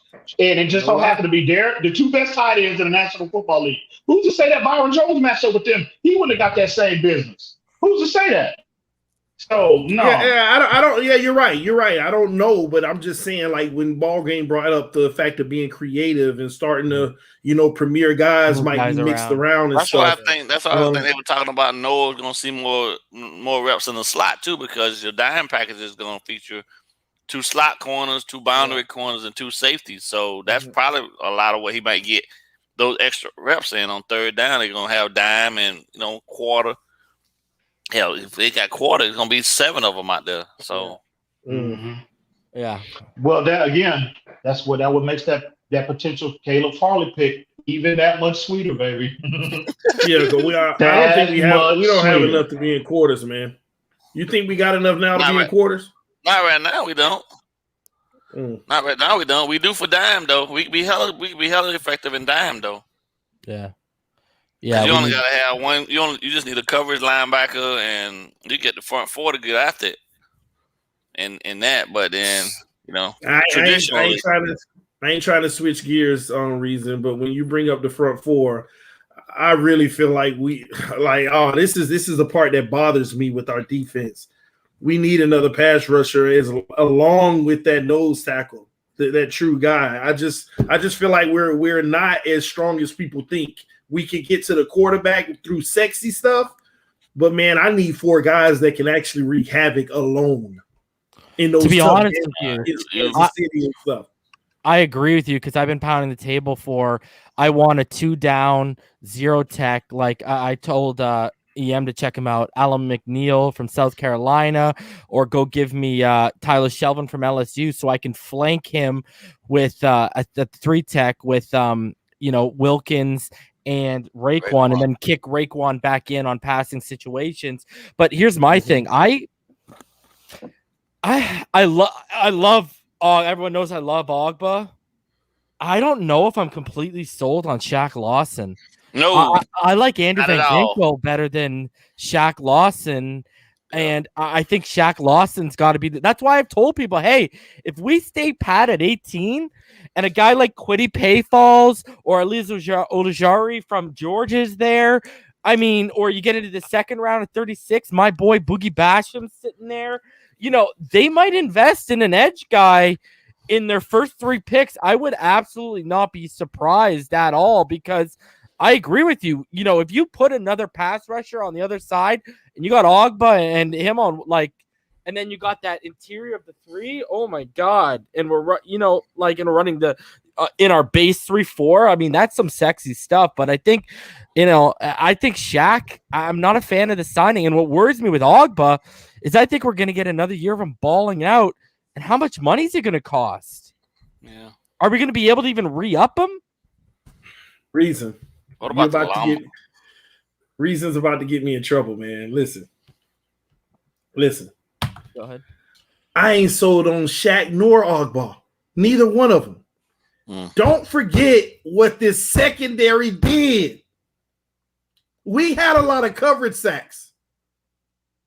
We had a ton of coverage sacks. Now, he reached havoc by his relentlessness and kept going there. But it's players like Ogba who's rendered useless when you got bad corners and teams are dinking dunking against you. Sometimes he got a sack and he came free just from dumbness of the O-line. But just sheer skill and stuff, I saw flashes of goodness, but at the same token, it wasn't enough for me to sit here and really truly feel like, oh my gosh, we got our next Cam Wake and we need to sign him on a 4-year. They need to play this whole year out, see what he do this year to feel better about it, because I'm telling y'all, he could be a product of what that secondary did as well. Just my take. I'm sitting here while we talking to validate what I'm saying, looking at highlights, and I'm literally seeing quarterbacks with all the time in the world, and he finally get there. Not a strong play where he bullied his guy and got there, just all day to throw, and he got there. You see what I mean? Like I'm talking about made a sack after 5 seconds. I'm sorry, a sack is a sack. Don't get me wrong, but I don't really put too much into that. Now, he has a good first step around that edge when he wants to with batting hands down and getting around the edge. He's really good at that, but the full package, yeah, his bend is exceptional. Yes, he knows how to get around that corner, but whenever they put it like this, when an O-line run a 6-man O-line and you got to really be that, it wasn't happening. It wasn't happening, man. So I don't know. That's just my take. I'm not really sold on none of these guys. I thought that secondary was better than people think. Whenever these quarterbacks was looking like Byron, oh no, can't go that way. I have to throw now, and X picking them off. It was just a bad situation. I don't know. I don't know, man. That's just my feeling. Yeah, I mean, he had a career high with 9 sacks and even with QB hits and pressures this year. I mean, he was like, I believe in pressures, he finished number 6 or number 7 in the NFL in pressures.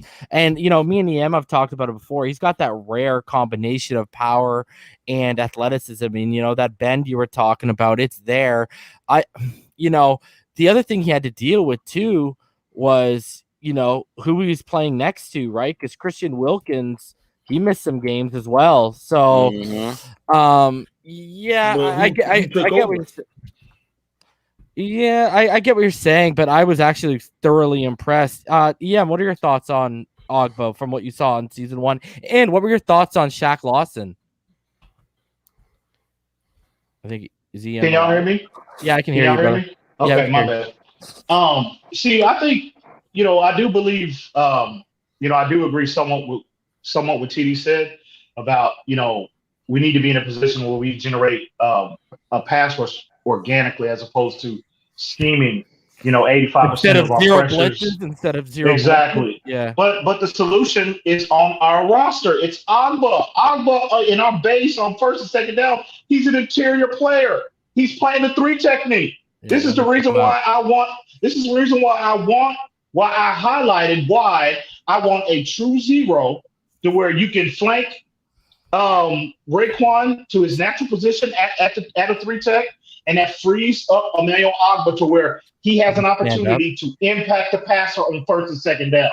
He's limited. He's an interior player in our base. So of course, if you put him in a role where he has just as many opportunities to impact the passer as well as the run, this kid has the profile, he has the athleticism, he has the technique, everything. He is ideal. When you talk about an outside linebacker in the 3-4, he is the prototype.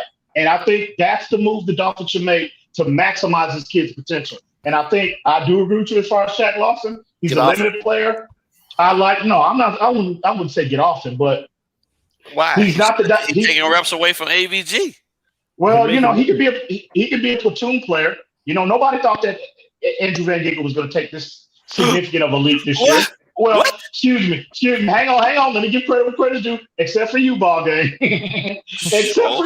except for you, BallGame. But yeah, I think Van Ginkel showed enough this year to supplant him as a starter per se. But no, Shaq Lawson, I like his contributions. He's good against the run. He can give you he's somewhat limited in terms of impacting the passer, but I think he's a good player for us. That price tag is a little steep, but I like Shaq Lawson. For a backup. Exactly. He going to lose his job. He going to lose his job to AVG. But Agba and Van Ginkel as your starters, because Van Ginkel showed, I knew Van Ginkel can impact the passer. If you go back and look at when he tested at the combine, he is in the upper tier in terms of athleticism relative to that position. What I was most impressed with is his ability to set that edge. That edge. Yep. And what I was most impressed was he was the only one who got off the bus in Buffalo and played a full 60-minute game. Mm-hmm. But I'm glad TD cleared that up about watching highlights. I'm glad y'all heard it because that explains a lot as to why he's in terms of his limitations about this game. He's all about the highlights, never about film.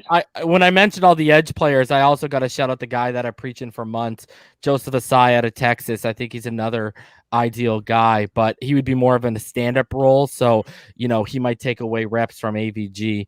But I agree with you. We need to find that 2-down run-stuffing, gap-filling guy, Alan McNeil, and get these guys back Tyler in there. Shelvin fit that profile. And get these guys in their actual most effective positions. Yeah, I agree. 110%, man. All right, so here's the final topic, guys, and this is going to be a good one. What do you expect from Tua Tagovailoa in year 2? Can I go first? You most certainly can. Go ahead. 34-35. 3,435 yards. Oh, I thought you said 34 touchdowns, 34 3,435 yards. I'm gonna say 29 to 31 touchdowns with roughly 4 or 5 interceptions. What? 4 or 5 picks. Wow. That's it. Ooh, BallGame, go to sleep, bro. Go to sleep, man. You up past your bedtime now, man. You right about that, but why? TD, the guy takes care of the ball, bro. Takashi want to speak. Takashi want to speak. Go ahead, bro. TD, you said at the beginning of last year that with your projections, you had TD throwing 30. You had Tua throwing 39 touchdowns in his first year. So why are you tripping on BallGame? I ain't tripping about his touchdown. I'm tripping about his interception prediction. Were you So, saying EM, it's too you gotta many or listen. not enough? Well, you had him throwing 12. I think you had him throwing 39 touchdowns and 12 interceptions. And that's not too far off from your interception total. So why are you tripping, bro? What do you mean? But the Go ahead. ball game just said 4 or 5 interceptions, bro. I'm gonna sit on 5. 3 of them ones. I mean, like realistically, we're not gonna be going into many games like we went into that Buffalo game where he's got to do what he was doing up there. So I just don't see the kid turning over the ball that much, bro. Like really? No, I agree. But that's just me. Well, I don't know. I don't know about 4 or 5 interceptions. But Tua does take care of the football. But go ahead, TD. I'm sorry. The floor is yours, my friend. I don't know about 4 or 5 interceptions, but you criticize me for having a problem with ball games saying it. Yeah, y'all listen. EM don't even listen. Can you just argue? He just like me. Can you just answer the man's question, bro? He just like Minka Fitzpatrick argue about he gonna talk about I don't want to be used as a rover. Then all of a sudden now he want to be a rover. Like, come on, you can't make this up, y'all. But anyway, man, listen. What do I expect from Tua Tagovailoa this year? Reason you setting me up, man. You setting me up, bro. Listen, what do I expect from Tua Tagovailoa this year? The question ain't, huh? You wrote my numbers down? Oh, I wrote them 34, 35, 29 to 31 touchdowns, 4 to 5 interceptions. I got it down. Okay. Don't worry. There you go. What do I expect? What do I expect from Tua Tagovailoa this year? All right, so get it right. First of all, I expect him to put all the injury concerns behind him with the full training camp. I expect him to move fluidly like we saw him moving in Alabama without restriction. I want to see his body get back to where it needed to be because I agree with everybody when they give the notion he didn't move the same. I would agree with that. I also want to see him taking more shots. Where they're open, it's just a tight open. Because sometimes you have to. I need to see Tua Tagovailoa get over 3,200 yards. All right, passing. All right, let me write this down. Make sure. I go back. EM will tell you I said 1,800. Be lying just to make a point. But anyway, I'm gonna put him around 28 touchdowns, and I'm gonna put him at about 13 interceptions, which ain't bad. It still ain't bad. Y'all got to understand that 28-13 still ain't bad. All right. That's not. So I got him 3,200 yards, 28 touchdowns, 13 interceptions. And the reason why I don't have him at crazy high yards is because I think when the season starts out, you're actually going to see a little bit more dink and dunk. I really do. They're going to work him into getting comfortable with new receivers. They all got to get comfortable. You're going to have a lot of new things that's still happening. So they're going to let you get him acclimated, and then they'll open it up as time goes. But I think as he opens it up, the interceptions will increase because he's taking more chances in tighter windows, which I want to see. I've always been an advocate saying that I don't have a problem if he threw 20 touchdowns this year because I want to see you making the throws, which show me where to go, but work on that timing and that placement and stuff as time goes with chemistry. So I got 3,200, 28 touchdowns, 13 interceptions, and I'm gonna throw another caveat out there. I'm gonna say Tua Tagovailoa is gonna have 250 rushing yards. 250. I'm gonna give him 20 a game. He showed me enough this year to make me feel like he has the potential to get out twice in a game, twice a game for at least 7 to 15 yards. Because when we stretch the field and he break out of that first tackle, he always has the room because it's usually on pay. He makes the right decisions on runs. I'll tell you that because there's always pay dirt in front of him when he does. And I think he'll also find that there's more opportunities he could have ran as well. So that's what I got. 250 yards rushing. I'm telling y'all, that's going to be the cherry on top. Really, that's going to go a long way. That means he's getting first downs now. We're actually moving the ball. So that's what I got him. I don't have high expectations. This would be a success. Over 3,200 yards, 28 touchdowns, 13 interceptions, 250 rushing yards. It ain't the Patrick Mahomes number, but this is progress to me. This is a successful season for the kid. And he can blow this out of the water, anything higher than this. But if we're under this, I'm sorry. I mean, what's going on? What's happening out there? You know, it better be some really good excuses. You know, some really good reasons. That's where I'm at with it. Let's get your thoughts. What do you expect from Tua Tagovailoa in year 2? First off, I don't think TD really believes that. He's just saying that because he's on this platform. I'm sure once he gets back to TD Foolish Talk tomorrow, he'll be singing a different tune. But anyway, absolutely, because I love trolling the Tuaneers on my where I'm at. That's what I do. So with that being said, I want to see. I fully anticipate Tua to take a significant leap health wise. I think mentally, I think Tua will be where he needs to be. You know, in terms of like dealing with that injury. And also just getting more acclimated to the speed of the NFL game. This year helped him tremendously. He got an opportunity to see what the NFL has to offer, NFL defenses has to offer. I think with more support around him, because that was a huge issue. I do agree with TD. You know, with that point, we had, just a tremendous lack of depth at the skill positions, and you know it showed up consistently all year. So, but realistically, I think Tua. I'm going to go to 30. I'm going to say 25 to 30 touchdowns this year. I'm going to say between 35 to 3750 in terms of yards. And I'm going to say 10 interceptions. And I'm going to say this. We talked about this the other day, privately, that what I want to see, I agree with TD. I want to see more improv out of Tua this year. The hip, that he should be over that physically and mentally. So I want to see Tua when you know things break down. You know he gets flustered out of the pocket. I want to see him put his head down more and adopt more of. I want to see a little more Ryan Fitzpatrick in his game. A little more improv. The only thing is you never get over PTSD. You just learn to cope with it and you learn to own it. Mm-hmm. But he did a good job this year. Well, that's what I'm saying. I think he always go ahead. Yeah. I think Tua again once he gets stronger this year and he completes that rehabilitation process. Hopefully, he gets that athleticism we saw. That that more athletic version of Tua we saw at Alabama. Well, he flashed it. Just ask Buda Baker. Oh yeah. Oh, absolutely. But that's what I'm saying. I think again, I think that can be a big part of his game. He needs to incorporate that more in his game. That needs to be when teams scheme against the Miami Dolphins on a week-to-week basis, they need to prepare for Tua's ability to improv.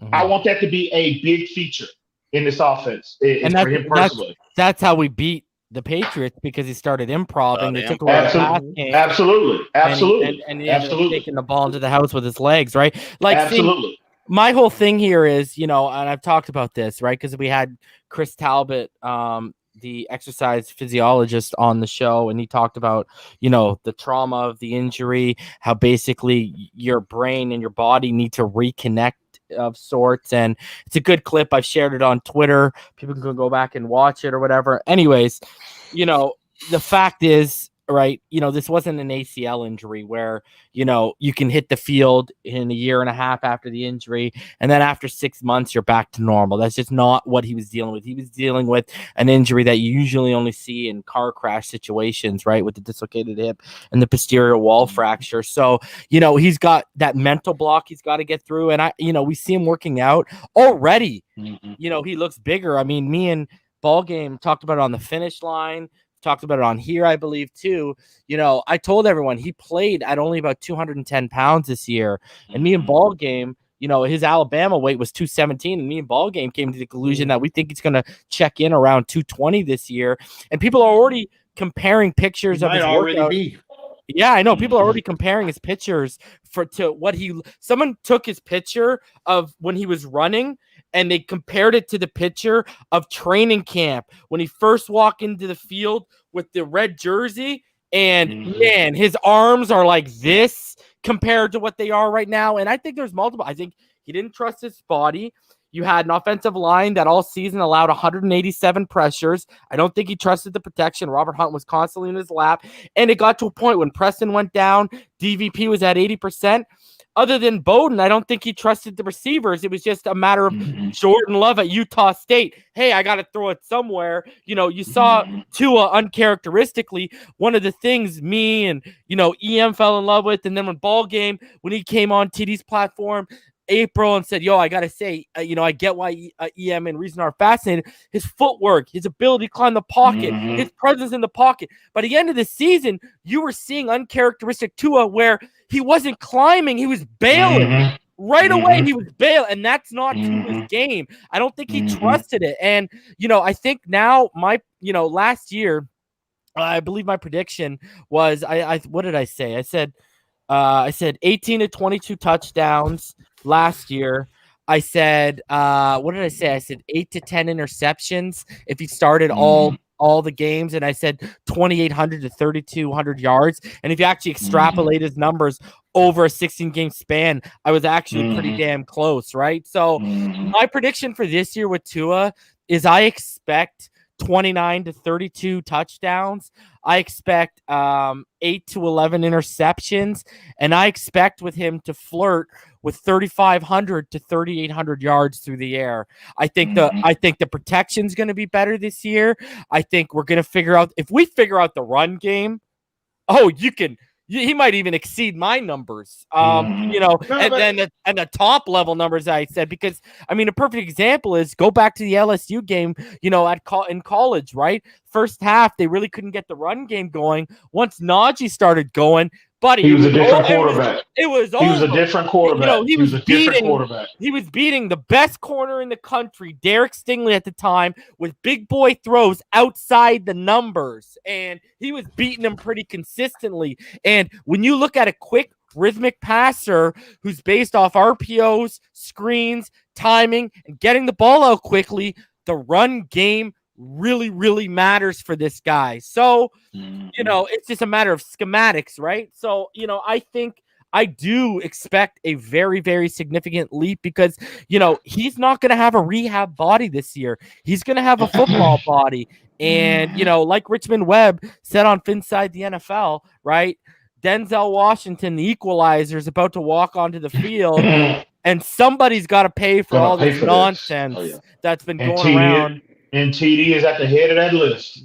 Well, we were talking about the media that was constantly putting him on the spot. Are you the quarterback? Are you the quarterback? Are you the quarterback? Like, come on, man. Like, just let the kid work. You know what I mean? Listen, all of that is fine. It started with TD. It started with TD. Yep. I'm going to own that too, EM. You know why? All that stuff you talking is fine, but he got to actually go out there and do it. We could sit here and talk about we believe he gonna do it. We hope he can do it, but he still has to do it. So that's all. That's what I've been preaching this entire time. When I see it, I'll believe it and I'll fall in love with it.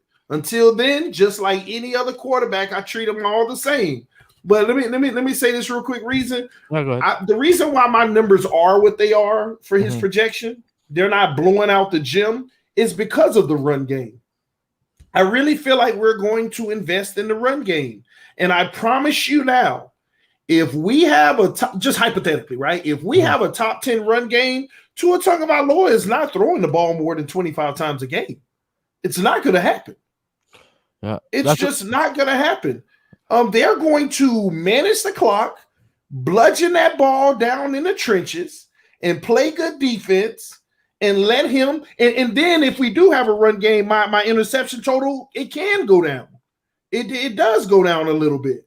But I'm telling you now, people, if we have a good run game, kiss 4,000 yards goodbye. Because we are going to pound that rock, play defense, and let him make occasional big plays. And I'm not trying to compare because I know people going to jump on me for this, but it's going to be the same way it is with Tannehill in Tennessee. Play action and punch you in the mouth with that strike across the middle, and they're going to let him be a good, efficient quarterback who's going to end up, if all of that works out, he can be a top 5, top 10 quarterback in the league and continue to play like that. But where you really earn your money, just like Tannehill's failing right now, is in the playoffs. You got to get there. So, really? You're finding in Tannehill as a failure. Tannehill was never a failure. He's not a failure now. I said in the playoffs, he's not there. It's no different from Josh Allen. I mean, you can go as far as you want, but the only thing that I respect as far as giving you the ultimate props is winning it all. Well, I'm sorry, I draw the line right there. You can be as good as you want. You could be as good as you want up into the AFC Championship, but if you ain't going to the dance, it's irrelevant. So you're finally admitting Tannehill is not elite, right? Tannehill is elite. Okay. At what he does. Okay. There are different type of quarterbacks in this league. Now you're adding that in. And see, I tried to explain that to you. Now you're coming on board. Okay, my God. That's basically this man will try to. I've been trying to make to you all of these years. So now you're coming on and you just regurgitating what I was trying to make to you from day one, bro. Really? Come on, man. Stop it. You'll talk. Listen, but I appreciate it though. I hear you'll talk your way out of jail, bro. We know who you are. You know who you are. You'll talk your way out of jail. You'll say whatever you need to say to look right. I will say this though. You won't admit it, but I am very flattered, TD. I am very flattered. You should be. I invested money in you, putting your name on the back of this jersey. Listen, Tua Tagovailoa, I'm gonna say this, and I truly do mean this. He's gonna be fine. At worst, and EM tried to call me out on my channel the other day about this. But I'm sorry, it's just how I feel. He's going to be fine because he's going to have a great team behind him at the minimum. Now, I am setting up that expectation because it's true. It's true. No, it's not. It's no different. Not. Listen, you put Sam Darnold on the Chiefs. They may not win a Super Bowl, but at least he's still making the playoffs. He ain't doing what he's doing with the Jets. So you're gonna be better. Now, how far we go, only Tua can take us. No, what I mean by that's all I'm saying. That's obvious, TD. But what you're gonna do, here's what you're setting up is you're gonna give more credit to what's around him as opposed to that player. That's what you want to do. That's what you're saying. That's your problem. You just showed yourself, EM. You just showed yourself right there. No, you did. No. Let me finish in. Let me respond to your buffoonery. You just said, I am going to give more credit to what's around him. Yeah, that's where you have always had me wrong, bro. I am going to give credit to this team as a whole for our success. No. If there's 50 guys on the roster, I know it's 50 more than 50. I'm just saying 50. I'm just saying 50. So some of y'all who don't know math, if there's 50 guys on the team and we're successful, I'm going to give Tua Tagovailoa 2% of the credit. Bro, I'm going to give Emmanuel Ogbah 2% of the credit. Bro, I'm not finna sit here and make him an 80% guy just to make people happy. The people know you, TD. Stop it. Yeah, but no. You trying to get behind the two and near. You trying to get behind the two and near. Do that on TD. Foolish talk. You trying to get behind the two. No, you trying to get behind the two and nears to silence me. For those who don't know who the two and nears are, I'm not talking about you people who love Tua and that are Dolphin fans. I am not talking about you when I say two and nears. Two and nears are Alabama Tua fans. If he got traded tomorrow, you would no longer be a Dolphin fan. Those are the people that I troll. Those are the people that I'm talking to. And in fairness, they do exist. Yeah, they exist. I got people on my show saying, I admit that's me. Yeah, if y'all trade them tomorrow, then I'm gone. I'm not a Dolphin fan anyway, but I root for y'all because of Tua. Those are the people I talk to. They're on Twitter, EM, like a ton of them. Oh, really? Bro, yeah. I haven't seen that. Yeah, it was really hitting the fan when the Watson stuff was getting heavy. A lot of people were coming out and saying, I'll follow Tua wherever he goes. So Rhino wants to know what your take is on Tua still being a one-read quarterback. I don't know. I still got to see him go through multiple progressions on a consistent basis. Because last year we turned him into a one-read quarterback again. Hike the ball, first thing he saw open. Now, can y'all debate with me that there were times where there were some pressures and things like that, but there were also times where he had a clean pocket and you could see a little frazzleness and like, oh, I got a guy. Let me hurry up and get it to him. And I think he just needed to settle down at times. He played, even in that Arizona game, he bailed us out and won the game. But if you watched it, it was almost like he was playing on adrenaline. If you look how he escaped and everything. You know what? And reason we talked about that, even on our post-game show, we talked about it privately. TD is right in that regard. He is right. It was like this. About the adrenaline, yeah. Yeah, it's like, oh my gosh, I got to make a decision quick. He made the right ones in a tough moment where his mind had to go fast. But we still didn't get a chance to see Tua drop back with 4 seconds and survey the defense and got 2 options and chose the best one. We didn't get that. So I'm not, listen, when I said he was a run-read quarterback in Alabama, I didn't mean, him to disagree, but I didn't mean that wholeheartedly that Tua is a run-read quarterback. What I said, I constantly told people, it's not his fault that he was. It's all he needed to be. Now, there were times that he read 2 or 3 progressions and he had 6 seconds to do it. But it's all he needed to be, just like Josh Allen. Josh Allen is a good quarterback because he's taking what defense is giving him. But in the most crucial moments where they're not giving you, look at the Denver game. You know what Denver did? They came after him and took away his first read. They made him on his way looking to the second read, he saw somebody coming. And he had less time to make a decision. That was the game plan. But guess who told? But hold on. Guess who told you? Of every team, bro. No. But that's the difference. Every team didn't do it, but Denver did. But here's what I'm trying to. This is what I'm trying to show you on this.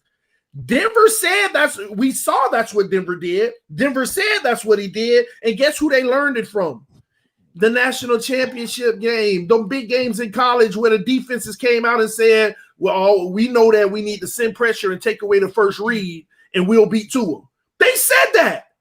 They came out of their own mouth and said that. Tua was in the Super. Tua went to the Super Bowl last year, and on the podium, everybody said, oh, he's just being humble. He said, I got to do a better job reading defenses. The NFL is different. You think you see one thing, but they're showing you another. He admitted it himself, but the Tuaneers killed me for it. But no, I killed you for it too, because every quarterback says that, TD. That you basing what he said. Now, yeah, nobody said TD. Nobody said that Tua is a finished product. Tua needs to find it just like everybody else. There were times when Tua would freeze up. Okay, he didn't trust his eyes. We all know that. But you listen. Okay, you seem to be trying to backtrack on your initial declaration about Tua being a one-read guy. You got your skates on right now. Tell everybody what the initial. No. You put on when you left earlier. You went and put on a pair of skates because you sliding right now, bro. So I'm gonna let you make it. But I will say tell everybody what the initial was. See, you one of those propaganda drivers. You want to say no. I'm going by what you said. You said that. I didn't force you to say that, TD. I did not force you to say that. That's what came out of your mouth. Because I didn't. You want to tell people that I did, and then no. What was the original narrative? So EMdolphinfan is the only one in Dolphin Universe that heard you say TD is a one-read dude. A one-read quarterback. Am I the only one? Really? Stop. You got them skates on right now, but I'm gonna let you make it. I'm gonna let you make it on that. You're just like a Tuaneer with selective hearing. I could say right now, I could look at the camera dead at people's face and tell them Tua will be fine. I just don't know if he'll be the greatest, but if he turns out to be the greatest, I'm so happy. I believe that he potentially can. You say you don't know. You a hater of Tua. You just don't like Tua. Stop, TD. Stop. Don't. Stop, bro. And that's Stop. What Don't you're do doing. that. That's what you're Stop doing, it. Em. You dug this hole yourself. You dug this hole when you first off, you put yourself in this, bro. You put yourself in a situation. Not EMdolphin fan. Reason. Didn't I just say reason? He was a one-read quarterback because it's all he had to be. What, at Alabama? Yes, it's all he had to be. When he I don't remember you saying that. Well, see, here's the thing, right? 90% of the time, the first guy was open. And you brought one play. Hold on. Here's the thing with that, though. The problem with that is when you're dealing with RPOs only have one or two reads in them. Mm-hmm. That's your issue, right? You never get to, you can find Steve Sarkisian coaching, what do you call them?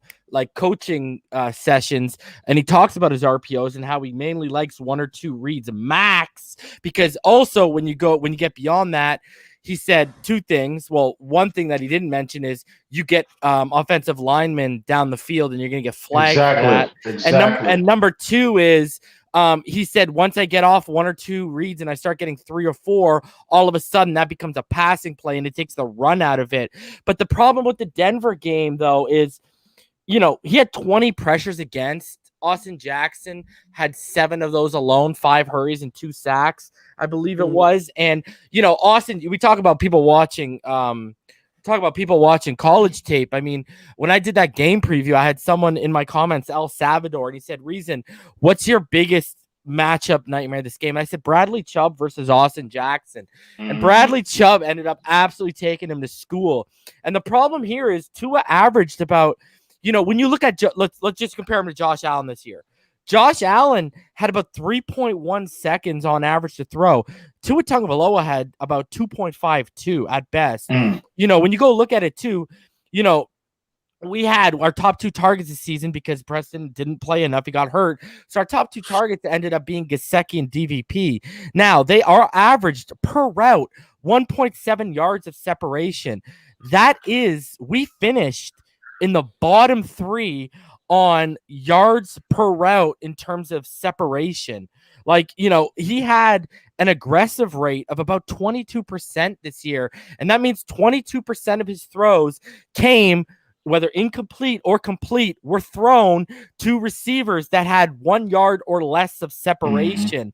So, this is what I go back to. You had terrible offensive line play.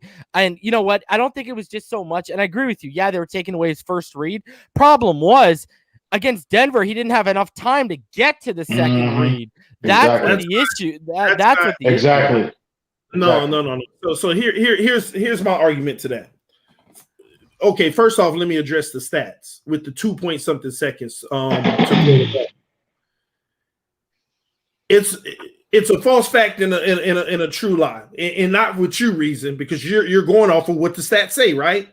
If I go out there and I hike the ball 10 times, and I don't care if nobody's open, I just hike 1 second, throw, hike 1 second, throw. My stat is going to be 1 second. My stat is going to be 1 second to throw the ball, because that stat is not just how long did he have, because they can never determine how long he had, because you can be in a clean pocket and have 20 more seconds as far as I care. It goes by when he released the ball. That's how they're coming up with that stat. And one of the problems with Tua this year was he would hurry up and go to that first guy when you had a wide open guy developing down the field, but you hurried up and got rid of it. So here's why I want to be fair, though, with that Reason. The point that you made, it's valid because that happened. But what I'm trying to explain happened as well. I'm looking at both of them. There were times where he only had 2-point-something, but there were times where he had plenty of time, but he hurried up and hot potatoed the ball. Hot, let me get rid of it. And who's disputing that, TD? Nobody's disputing. No. I'm finishing my point on this. My point in all of that is, when we talk about, you can't make an intelligent point, so I get it. The point that I'm making in all of this is the fact that we sit here. You know what point you're trying to make. We sit here and we talk about his pressures. Sometimes I don't ignore the full facet of the game. We want to only pick one area and talk about that was the excuse. But when I evaluate Tua Tagovailoa, I recognize the things that hindered him but nobody wants to talk about the things he messed up, where he could have been better. We ignore that completely. We will uplift the things that were bad around him, but we won't talk about the fact that he literally wouldn't even let some plays develop, and they end up, you had a guy right there. Not an Dolphin fan. Not an Dolphin fan. I chalk all that up to being a rookie, though. And hold on, I me get and that, BallGame.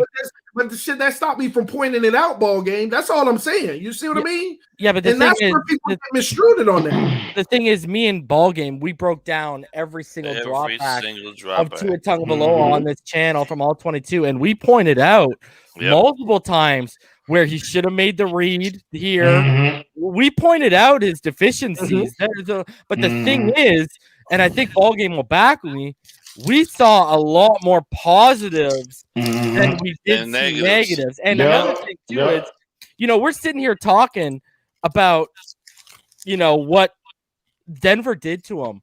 I think Denver and New England did the best job of taking away the pass from him. The thing about that is, though, when you go to further context, if you were going to make a Mount Rushmore of current defensive minds in the NFL, Vic Fangio is on that list. He's on that list. So here's the thing, and I said this to people. Let's look at the New England game for whatever. Let's look past the fact Herbert put up a freaking donut. All right, let's look past that fact. Tua Tagovailoa, and I said this to EM privately, and I think I said this to BallGame privately. You got to think to yourself, Belichick came away from that game and said, "Holy shit, Flo's got something here because I took away the pass." Perfect example. He gets intercepted earlier on a bad throw he makes to J.C. Jackson. Later on in the game, second half, the touchdown to go ahead that he ran in. Jackson fills the passing lane to a pump, pulls it down, and drags Culver, a defensive tackle, in with him to the end zone. What I see there is in-game growth. He acknowledged, I can't do that. He adapted and he adjusted himself. Like, that's the type of little, nuanced stuff that you're like, okay, this kid's got it. And when you go back to the Denver game again, we had a total of 38 dropbacks, okay? Fitz only had 18 dropbacks, and they came in the last, 10 minutes of the game? So I can't sit here and tell you who was pressured more. Well, I mean, we know it was Tua because they stopped sending the pressure when Fitz came in. Anyways, even if you include Fitzpatrick's dropbacks, it's 38 dropbacks, and 20 of them are pressured. That's that's like a 53% rate. And what you start running into, and I'm not making excuses because I agree with you. There was multiple times I can even remember where Jakeem developed and got open, and Tua didn't even look that way. We pointed that out. We pointed that out 110%. The corner routes. That's true. Yeah, man, I agree. And goals. But what you start, especially as a rookie, your processing especially in a game like that Denver game, your processing starts getting internally sped up when you are feeling the pressure continuously every snap, and you don't trust your offensive line. You're automatically gonna frazzle. You turn into Tannehill. Hey, syndrome. TD, in all fairness, if you go back to the syndrome Tannehill had. If you go back to the Jason Taylor and the Cam Wake era, we used to be able to do that to Tom Brady. When we used to be able to call them fits. We used to get pressure. That's was the book on him. You get pressure early and often on Tom, you're gonna shake him. And we're talking about the today, though. And you know what? And that's the book on any NFL quarterback. No quarterback likes pressure. No quarterback likes pressure. Hold on. We know ain't no quarterback like pressure, but some know what to do against it. And then I'm not saying Tua because he's young. He's a rookie. You know what you see coming your way. You know what's there disguising. And that's where you take that next level of being elite, where you make the adjustment pre-snap because you know what's about to happen. You also know, as a great elite quarterback, where your mismatch is on that O-line. And you also call your protections the right way. I'm not saying that I expected that from Tua at all. I'm just you know what the problem is, though? When Flowers was in there, basically Karras, No Flowers, question. and Jackson were all your mismatches. So- And so then when Hunt don't- was back there, he's in your lap. Like the Don't only make one this, who- don't make the mistake that I'm arguing with it. I'm actually agreeing. I'm adding to it. I'm just saying. Adding So to here's the difference. My thing is because just like y'all have looked at the film and y'all pointed out the good and you pointed out the bad. because there is And bad. BallGame- There is Yeah. bad. We've all agreed. with that. BallGame may be able to appreciate this. So it's tact with me. Okay. I'm not going to sit there. I'm like a coach. You know, I coach football, not on the level as some people, right? When I Really? coach, yeah, I mean, Damn. it was literally Damn. at the end of the day. But I coach football. Damn. Okay, we Oh, went okay. undefeated 3 years in a row and won Okay. 3 championships. But that's not the end of the day. Damn. What I'm saying, but what I'm saying to you is this. My thing is, I already know what you can do well. I already know what you're doing well. So when I'm breaking, when a coach is in the film room with Tua, he's pointing out, I like how you did that. That shows growth to me and this and that. But what is he hammering? Hey, come on, man. What was that? Talk to me about it. He's breaking down. He's trying to understand his thought process and why he did what he did on areas of opportunity, right? And all I'm doing is talking to, because whether y'all want to acknowledge it or not, and I'm not talking to you guys because EM not gonna believe me anyway. Talk about to the people that's watching. You're damn right. I don't believe a Whether word you you're want talking to about. Go acknowledge ahead. it or not, I want Tua Tagovailoa to be the best quarterback in the NFL. It only serves all of us the right purpose of going to the Super Bowl and winning it. But in order to do that, I do understand that I want to be critical of knowing what my quarterback needs to improve and talk about he's not doing this, he's not doing that, because I'm the type of person that next year when he's doing it, I can appreciate the growth because I recognize the growth. But if I ignore all the little things that he's not doing it, or you're nitpicking, that's just how I am, because I want to see him correct all those things and become the Tom Brady, become the Peyton Manning. I want to appreciate it the day that it happens. But I don't want to sit here and be one of those people that brush over all the little flaws and then later on, oh, he always had it like that. I'd rather have a guy that grew into being the greatest instead of just came in automatically and everybody dawned him the greatest. That's just how I am. So I am going to forever be critical of Tua. Tua Tagovailoa can win us a Super Bowl this year. He can go to the Pro Bowl. He could be first team All-Pro. If I see flaws, you're going to hear it because I want him to do it again. I want him to do it again after that. So I see you've had a lot of time to clean your story, to clean your cover story up that you've been trying to put up. You've had a lot of time to walk what you've been saying, walk that back. I see. That's fine. I'm gonna let you make it though. I'm gonna let you make it. Let me ask I'm y'all gonna a let you serious. make it. I want y'all a serious answer now, and I want to come to you last, Ian. I want y'all a serious answer. You ain't gotta. I want y'all to be honest with me, okay? Reason? Do you think I hate Tua Tagovailoa? I don't think you hate Tua Tagovailoa. Tell the truth. Tell the truth, Reason. I don't think no. I don't think he hates Tua Tagovailoa. I think he has serious doubt about Tua Tagovailoa. BallGame. Do you think I hate Tua Tagovailoa? No, I don't think it's hate, but I think he was never your guy. And I don't think I don't think it's gonna take a little bit of time for him to truly warm up to him. Yeah, you but I didn't don't want think him you hate pre-draft, right? No, we all know that. Hell no. I see y'all trying to- Let's get that straight. Let's get that straight. I never said I didn't want him pre-draft. I say I didn't want him at 5. Stop, TD. No, you said stop, bro. Stop lying. Stop lying. Don't tell that lie, TD. Stop, bro. You lying to the people now. Bro, you lying to everybody. You stop lying, TD. Stop that. Don't do that, bro. Don't do that. Got the receipts. I've been consistent saying I don't want him bro, at 5. stop it. Stop, TD. You didn't say that, bro. Stop. Remember EM argued with me? I said there are 8 players I'll take in front of him, and he like, stop, okay, bro. man. You lying. Stop lying, TD. You need to stop, bro. That's true. Yeah, bro, you selected hearing. You selected hearing. That's the problem, and that's my point. Reason. That's my point. Reason. Stop. The 2 years only the 2 years only hear the part that's controversial. They don't want to hear the true message behind what I'm saying. They only want to hear the controversial part. Nah. I see y'all gonna play the PC role, but I'm gonna keep it 100, bro. I would y'all later. Oh no! Come on, y'all play the PC role. I'm gonna keep it 100. I don't think he hating a person that you don't know is very strong. Now I will say this, TD. There have been moments where you've kind of come off as a hater, and Of I mean, course. I mean that's what it is. But No, bro. I don't know You about have like to control the actually people. personally No. hating the person. I've even addressed you privately in our group chat multiple times about your perceived personal disdain for this kid. Nobody goes out. Hey, let me finish. I'll let you talk. Don't interrupt me. I'll let you talk. You done? Perceived. Let me finish. No. Let me finish my point. Nobody goes to those links to take personal shots at this kid like you did if there's not something personal fueling that. I'm sorry, bro. I keep it 100. Y'all want to play PC? No, hell no. I'm calling you out on your foolishness.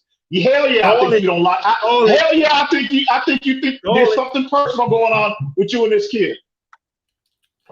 Do you know what the word perceived means? You just sat here in front of everybody and said, you come at me about my perceived issues. Exactly, TD, but I'm proving to you. You know what the word perceived means? What does perceived mean? Didn't I just say? I said, okay, that's when I went at you privately in our group chats about your perceived personal disdain of this kid. But I brought facts to substantiate my perception of your feelings for this kid. So again, you made videos attacking this kid personally. Multiple videos, bro. You don't do that unless there's something personal behind that, in my opinion. Bro, stop, okay? First of all, attacking Tua Tagovailoa, I made one attacking video as far as after that Buffalo game, okay? Same thing I do with anybody who sucks. Bro, I'm going back pre-draft, bro. What are you talking about? Pre-draft. Are you talking about the injury jokes and stuff that I made? Hell yeah. And among other things. So what? But my whole thing is, bro, at the end of the day, I don't hate Tua. For the record, everybody listen loud and clear. I don't hate Tua Tagovailoa. I don't dislike Tua Tagovailoa. I actually really, really, really, really love the kid. Who he is, who he stands for, is the way he carries himself, the humbleness about him. You've never said that publicly. I've never heard you say that. You want to stop me from saying what I'm saying so that people can't get a clear message. I have never heard you say that to you. I'm just keeping it honest, bro. This is your opportunity to listen, EM. This is your opportunity. You've had a good time. You've had plenty of time to clean up. You've had plenty of time to back and walk back a lot of what you said about this kid pre-draft. I am about to tell you what's going on now. The real issue that I have is not Tua Tagovailoa. It's the people that put him above the team. It's the people that will rag on another player just to uplift him. That has nothing to do with Tua. I'm just calling the balls and strikes how I see it. Those are the people. And I troll those people. When they come in the comment section, I troll them. Last month alone, I lost 2,000 subscribers intentionally trolling the Tuaneers, but I gained 3,000 because people know what I'm doing. Because guess what? If he gets traded tomorrow, I don't have to worry about people leaving my channel. They were real Dolphin fans. All these people that were Tuaneers that are temporary, I'm not with that. I can't get down with that. You're not a real Dolphin fan if you can sit there to my face and tell me if Tua is gone, forget the Dolphins. No, I am going to troll them as much as I possibly can. When they get mad, I'll be like, oh, he was trash. He was trash. But I know who I am deep down inside. I have nothing but the utmost respect for that kid. He ain't listening to me. This organization ain't saying what the TD have to say about it. No, so I can do that. I have a platform to do that, and I'm always going to do that because I ride for the Miami Dolphins, the organization, not one player, not two players, the whole team. So the Tuaneers, they will always hear that from me. From this day forth, you come on my channel with that Tuaneer stuff, dropping other people just to uplift him, you will hear a different narrative that you don't like. That's why you unsubscribe, and I'm happy that you unsubscribe because that's what I want. You did it for Josh Rosen. You did it for Josh Rosen. They're ruining the conversation. Those people ruin the conversation because they can't be fair with the whole roster. They cannot be fair with the entire roster. Like y'all said, y'all did a film study. Y'all did a film study calling out the good and the bad. That's the right way to do it. But these people are literally trying to demonize the rest of the team just to uplift one guy. No, sir, it ain't gonna happen. Who's doing that? How can you be the only one alive that's oblivious to the Tuaneers out here? Are you serious? Bro, I'm not like y'all. I'm not on social media like that, bro. I'm not on social media like that. Hey, listen. I see the point he's making. I do agree that there were times where there was a little bit, there was some question marks in regards to where your loyalties really were, TD. But I believe, and I'm gonna stand by this, I believe that you came to understand two important things. One was that this guy was going to be out when he became our quarterback. You got to ride with him. And two, no choice. Regardless of anything, you're entitled to your opinion about how you go about evaluating him. That's it. And I applaud you for standing on that because we should be critical. We should be critical of every player on the squad. And you are right. People do come through with this whole notion sometimes that if he does something and the game doesn't go the way it's the fault of everyone else. But hold on, let me finish. But then again, we've done, and that's why we continue to do what we do. We've done an amazing job, and I believe we will continue to do an amazing job of giving people the good and the bad, so that they can honestly take for themselves away from it what they need to take from it. The Tuaneers gonna always, whatever you want to call them, the naysayers, all this, there are people that's gonna come in with all this other bullshit over the top. They gonna always be there. So, see, it is what it is. I gotta add to this though, because the ones you're explaining, basically the Bama fans that came over, I get that because I've seen them, but you also have a lot of people, and this is a perfect example. So after the Bills game, the original title of your video was what? Like Tua's a bum or something like that. Tagovailoa was trash. Yeah, okay. I came in. And then the title changed, right? But here's the thing: the issue people are gonna have with that. I know. But the people that you got to understand, you kind of touched on it, BallGame. There's a lot of people where he's now the quarterback, and whether we all like it or not, that's the position that gets the most focus of any team in the NFL. So, a lot of these fans that they might be casual in terms of their football knowledge, but they're hardcore with their fandom of the team.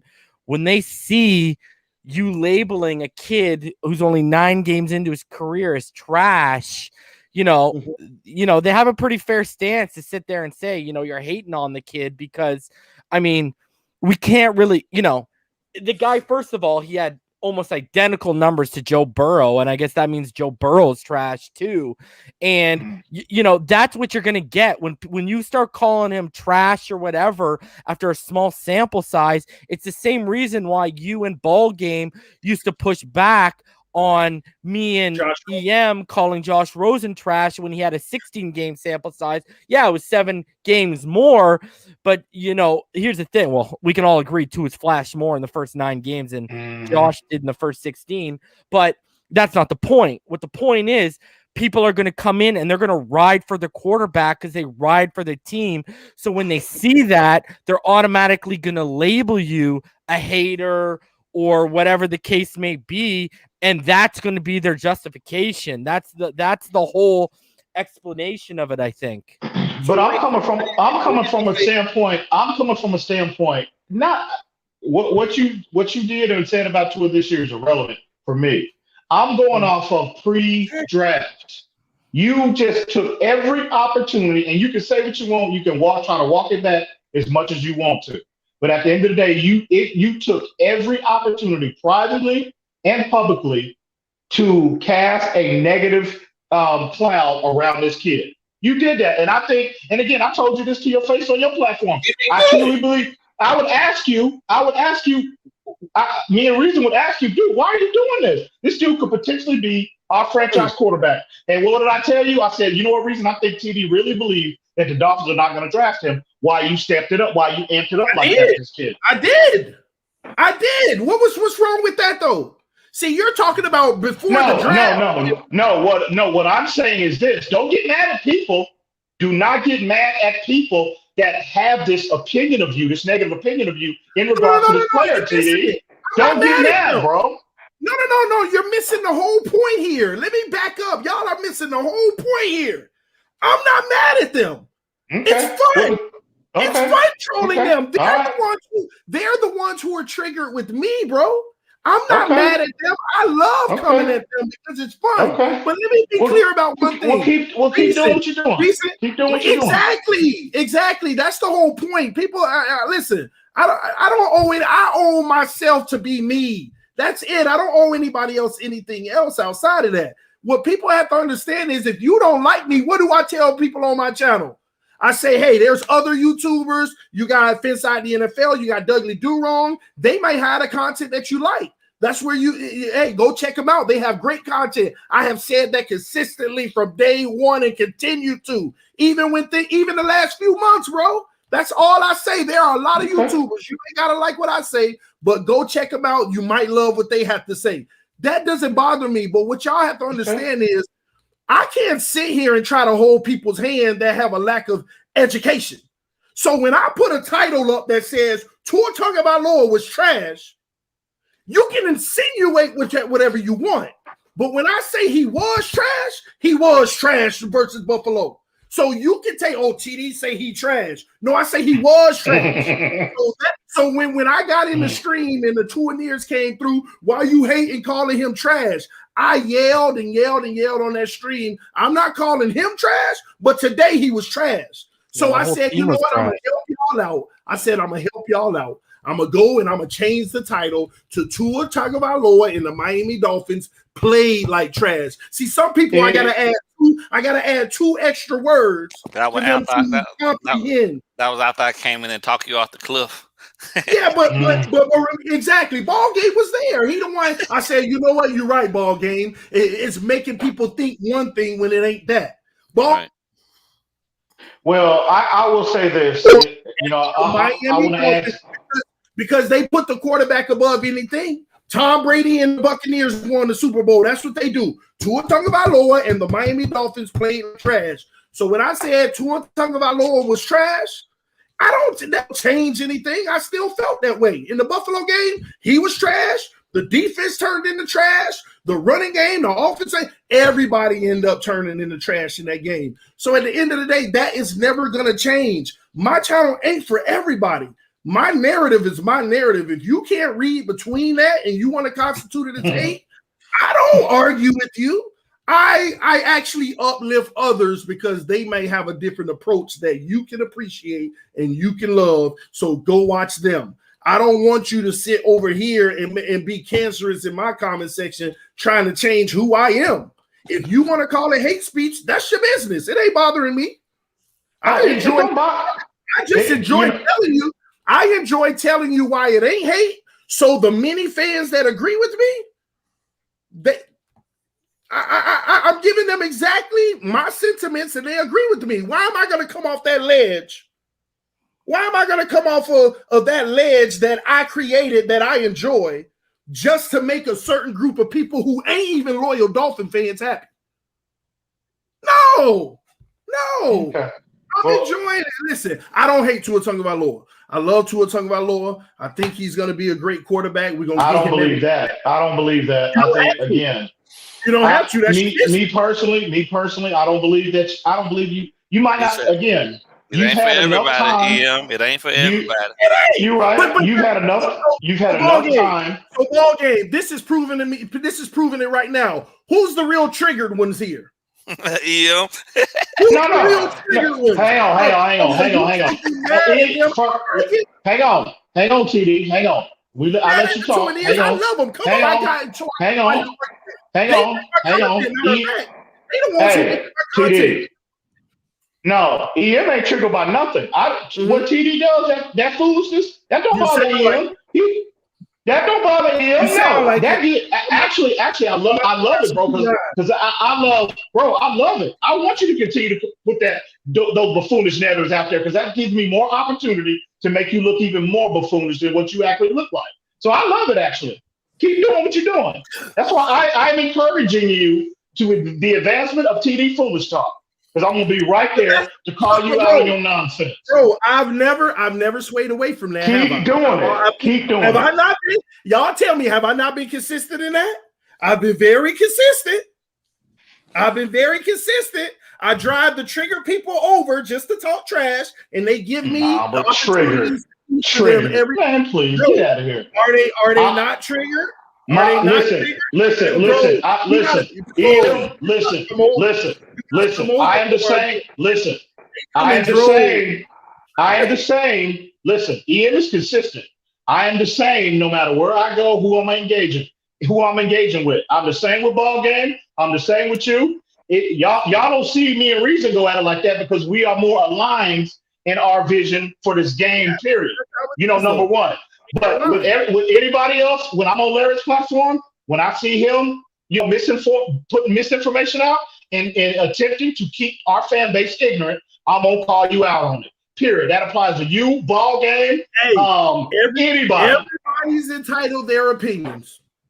If you think it's buffoonery, that's your opinion. But all I'm saying to people is this: I'm doing me and I'm enjoying it. So I'm not tripping, TD. There's no animus here, bro. There's no animus, bro. Keep doing what you're doing. You know 100. We already know what time it is, okay? Yeah. I'm saying in general, the people who are triggered, I love it because at the end of the day, they help the conversation keep going because I keep knocking down their narratives and people agree with me. And I do my research and you may disagree on a lot of the stuff I say. But the big thing is you're never going to trap me in a corner because I'm never giving definitives like that, bro.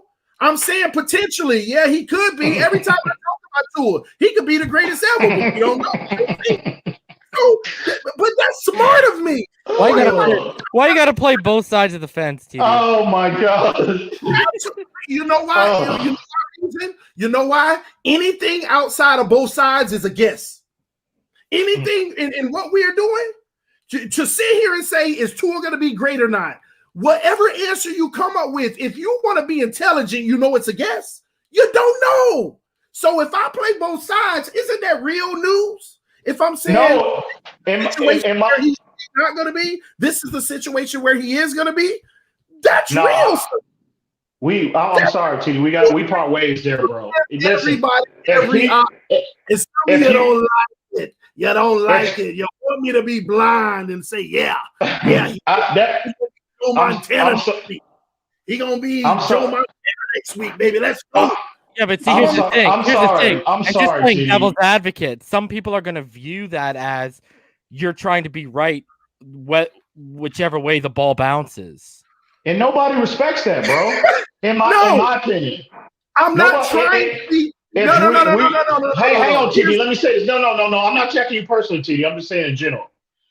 In this community, okay, you with your platform, Reason. You got all these other people with these platforms, even like the 3 yards per carry guys. You got, Locked On Dolphins, et cetera, et cetera.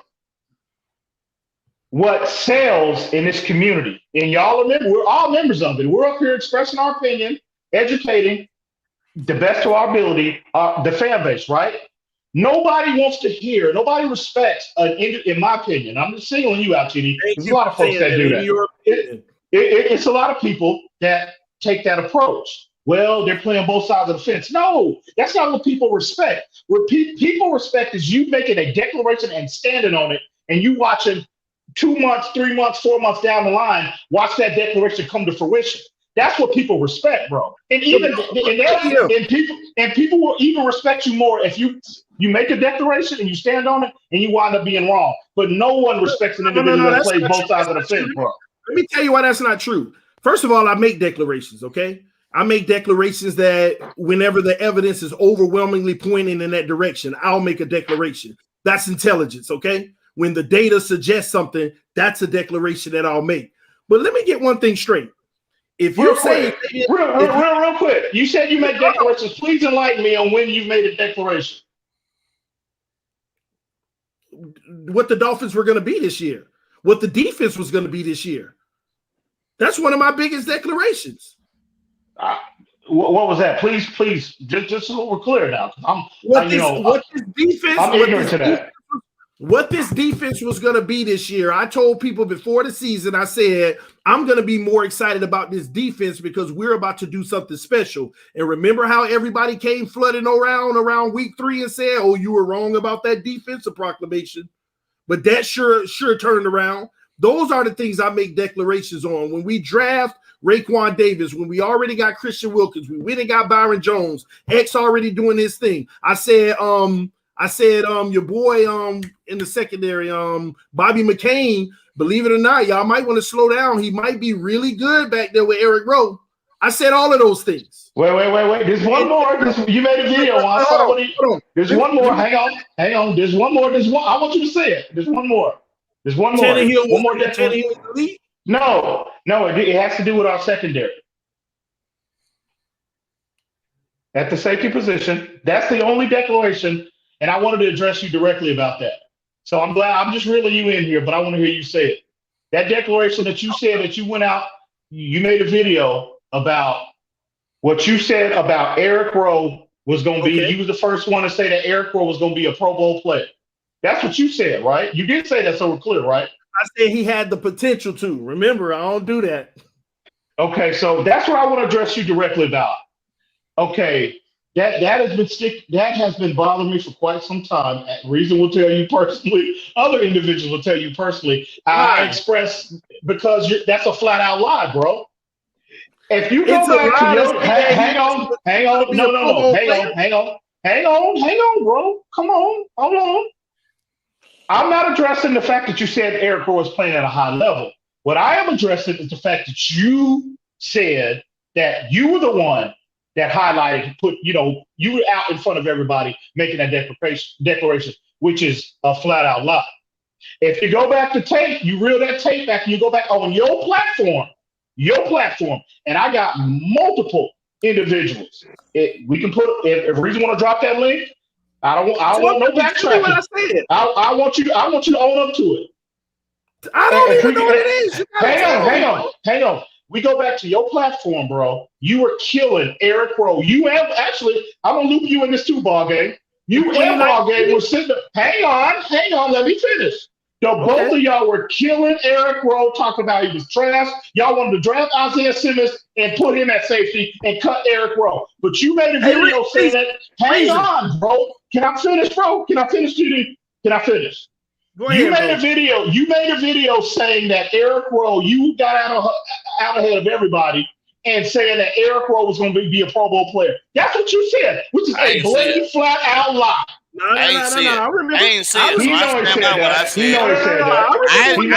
I stand by what I said. I didn't see Eric Rowe making this transition and being as good as he was. So Guess what? EMdolphinfan did. EMdolphinfan was out ahead of that. Stop. So first off, okay, let's back up for a second to address what you're saying. You are 1,000% correct. Let's get one thing. That's all I wanted to hear. I'm done. Hold on. That's all I wanted to hear. That's all I wanted to hear. This is what you don't understand about me. Eric Rowe played like trash 2 years ago, did he not? Facts. At corner. So at the time. He wasn't trash. And he was no. I'm talking about safety. No. See, no. Let me stop you. You're wrong because you're trying to go back to when he was a corner. No. You can address where I'm wrong when I'm done. Let me finish. Okay. Go ahead. 2 years ago, Eric Rowe played like trash at the cornerback position. He was trash. TD came out and said Eric Rowe was trash. It wasn't nothing wrong with that because he was, just like I said in the Buffalo game. Tua was trash. Whatever. Bro, I heard your take on Eric Rowe playing the safety, and that's why I say you were correct. It gave me a second thought to say, man, when you come to think of it, Eric Rowe and Bobby McCain, you never know what Flores can do with those guys behind the safety. And it made sense to me, and I start pushing that narrative. But I start pushing that narrative with you before the season started. So that ain't how you dressed it up. That ain't how you dressed it up, bro. Yeah. No. Because I think you're just looking for credit. If you want the credit, you can have it. Here's my thing. Here's my thing, bro. TD, no. I don't care about. Bro, go ahead. Reason says Tua Tagovailoa is going to throw for 5,000 yards next year, and I sit back tonight and say, dang, you know what? He might do. And I start going on my platform saying, I'm telling y'all, Tua going to throw for 5,000 yards next year because Reason gave me a good reason to understand that. I'm gonna start spreading that narrative because I see his logic, and now I'm gonna say that. So when he throws 1,000 yards, and the people that argue with me all year, y'all, you crazy. I told y'all, but what you want me to do is be like, Reason brought it up first, and I changed my tune, and I agree. No, that's not it, TD. That's not it, TD. That's not it, TD. That's not it, TD. That's not where I'm coming from, TD. Reason, what did I tell you? Hang on, Reason. What did I tell you when TD made that initial video? What did I say to you? I said, Reason, can you believe TD sitting up here saying he's the first one to say that Eric Rowe was going to be a Pro Bowl, was playing at a Pro Bowl level? I don't have a problem with you agreeing with me. The fact that you said that you were out in front that said that is the problem I have. Who was I talking to, EM? You were talking to your subscriber base. That's who you talking to.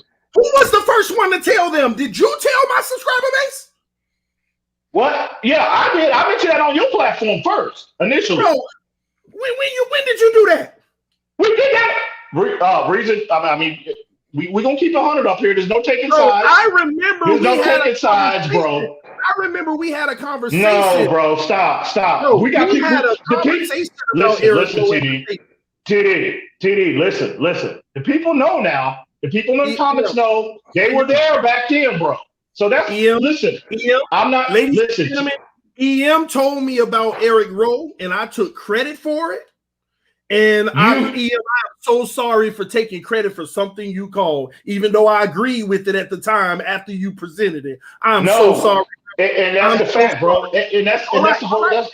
It's a fact, but I need to go back to what I really want to talk to you about. You're saying that people would respect me more if I just make proclamations. So here's what I don't understand. If I come out and say this is going to happen and it don't happen, if I come out and say that is going to happen and it happens, this is going to happen, it don't happen, that's going to happen and it don't happen. You mean to tell me that's going to get me more respect than giving people all the scenarios that could potentially happen? What I would. That's you. But what I'm saying to you is what I do is tell people this could happen because of this, that could happen because of that, and that can happen because of that. Bro, why don't you just make a proclamation? But the beautiful thing about it is when I say something could happen and everybody, just like it's, and I always go back to it. Laramie Tunsil, who was the first one that said that could happen. But that is my point exactly. I knew that was coming. But that's the point. Why aren't you learning from that? I said Laramie Tunsil could be getting traded, y'all. Everybody, you saw how I got attacked. And some of y'all attacked me. Y'all were like, you are an idiot if you think that. You and your foolishness. I said, I'm not saying it's going to happen, but here's why it could. He's coming up on a big deal. He's going to want his money. At the end of the day, his value is high. We already got him as a steal in the draft, and we're already working out these deals and stuff talking about Clowney. I'm telling you, the person that can be on the move is the guy who they're not going to want to pay because we're about to go through a whole fresh rebuild. So why are you going to waste 2 more years of his prime going through that rebuild? Oh, you're an idiot. You don't know nothing about football. And it happened, but that's why I don't stick on stuff. I present to you all the scenarios, and people say that I called it, and I didn't call it. I just gave the scenario that it could happen. So they'd be like, man, you talked about this Tunsil stuff that it could happen, bro. That's more valuable to people than making a wrong proclamation, bro. That's real news, giving them the ins and outs what could happen. Because Well, that's why. Here's the thing, though. I gotta add this with this fan base. Okay, on your platform, TD, I called 2 at 5. I called Austin Jackson at 18 before it happened. I called Noah at 30 before it happened. I called Raekwon before it happened. Me and EM educated this fan base on Hunt and Kinley before they were drafted, and Benito Jones, all guys who ended up. You know what I still only hear? What's that? Oh, you didn't want Justin Herbert. And what's crazy is I have to defend myself, and I actually posted for the first time ever. I posted a video of my evaluation of him because some people didn't see that video because it's one of the first videos we put out. But there was a point where I talk about when his mechanics are aligned, the throws Justin Herbert's made are quote unquote a sight to behold. His mechanics just aren't consistent enough. But no one fucking listens to that at all. All they hear is, you wanted Tua over Herbert, but I'm like, yo, I had Herbert at number 4. Like, it's not like I said this guy's going to be, like, not like I had him at, like, quarterback 10 or, like, even a second-round grade. I had a first-round grade on him. So I understand where you're coming from with the Tunsil stuff, but the other thing is, like, for example, remember the Jackson thing? Remember when before I called it, I said, yo, please don't be Austin Jackson, and then they selected him, right? Well, before he got hurt, I came on air, and EM will remember this, and I told everyone because of his first 6 games, I'll eat my crow.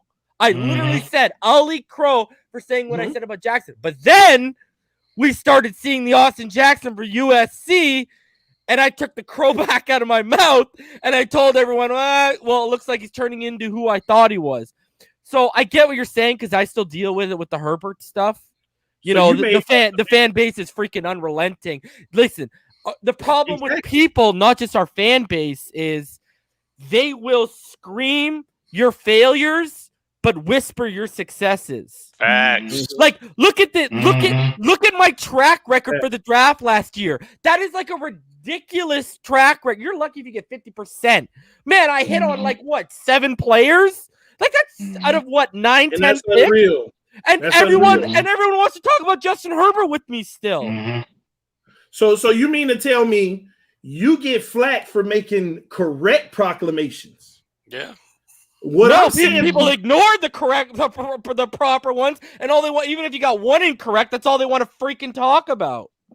So my whole thing is, there's no value in that, even though you do it to know that you know your stuff. Yeah. Right, and you're on point, and you're in line and in tune. So that's something that we can't worry about the other people. We just got to know what we're doing is solid, and what we're doing is sound for us. Me, I don't worry about that at all. I deal with the haters head on because whenever I don't make a proclamation, they're telling me I'm crazy, and I get to sit back, whether it happened or not. It doesn't matter. But if it does happen, you did bring that scenario up. The thing is, if I give all 3 scenarios, one of them happens. I'm just opening people's mind. I'm not here on my platform. Let me get something straight. I'm not here to tell you what's going to happen. I'm here to tell you everything that could happen, because, and I'm never wrong on that, because if I tell you 5 things could happen, if one of them happened, I gave you the possibility. But there's no skill in that. There's no skill in bringing up scenarios. Well, that's not and then this is where I think his point is, like, me and you, we have our avenue of how we do things, and he just does things differently. I think that's what I understand that, and I get that. Yeah.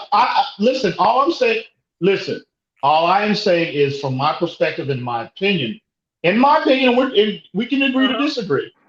We just have different approaches. You know what I'm saying? And again, this is this is nothing. We've had, how many times have we had this conversation? Multiple times. So this is nothing new.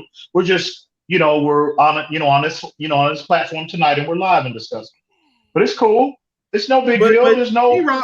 G-Rock said it in the comment section just now, and this is what y'all got to understand. He is 1,000% correct.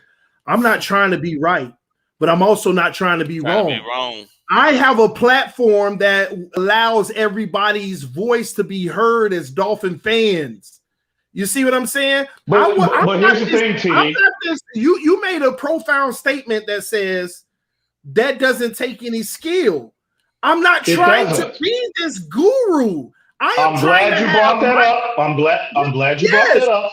I'm glad you mentioned that. Bro, I am trying to have Miami Dolphins conversations with fans talking about what our team is going through as we educate each other with all the different scenarios, nuances of football. That's why the value that's why the value this is like okay. guys Listen, like you. This is BallGame, the value y'all brought to my channel to begin with.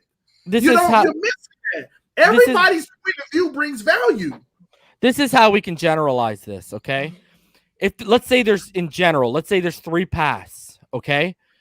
This is basically where we're getting at here because we're just circling a wagon right now.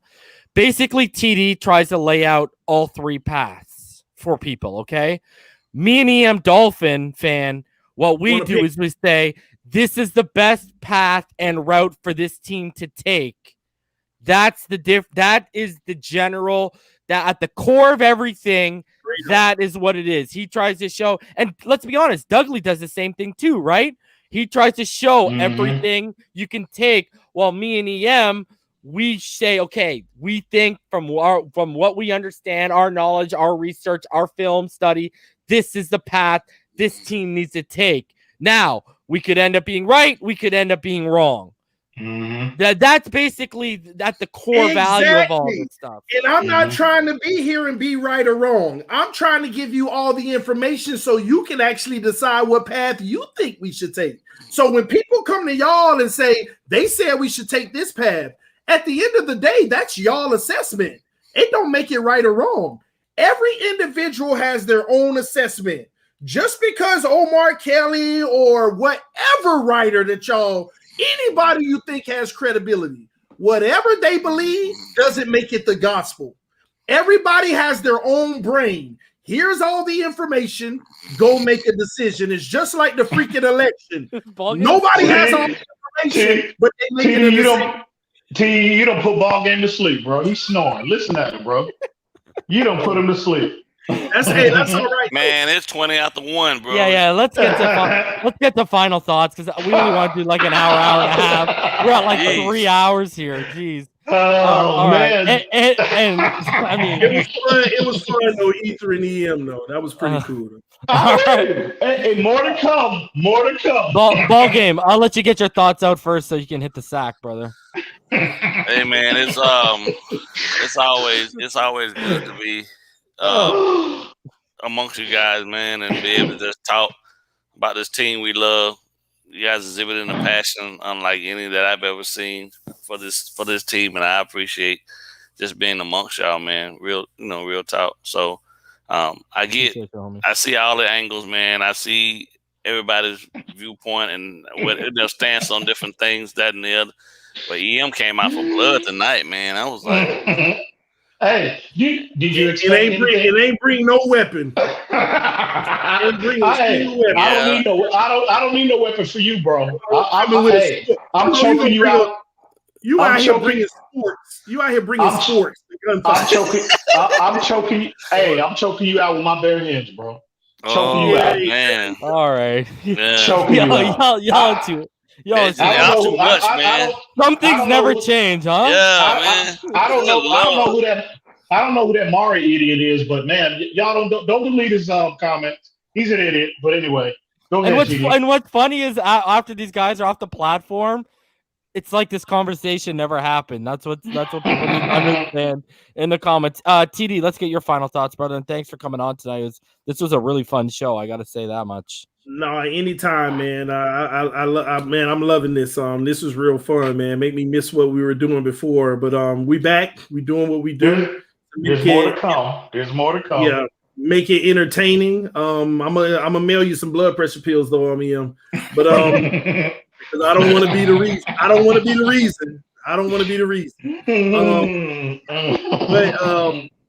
But I will say this, man. It was a joy coming over, man. Everybody in the comment section, thank y'all for coming through and hitting that like button because this channel is about to do big things, man. And we just talked about it at the end of the show. These guys are putting in so much work to bring y'all proclamations and things about this team that have been proven time and time again to be accurate. And at the end of the day, that's rare. That's rare out here. All right. So keep doing what you're doing, Reason. BallGame as always. Love y'all, man. And I'm gonna keep doing it, as y'all know what I'm doing on my channel, man. At the end of the day, just understand I'm having fun. I'm enjoying myself.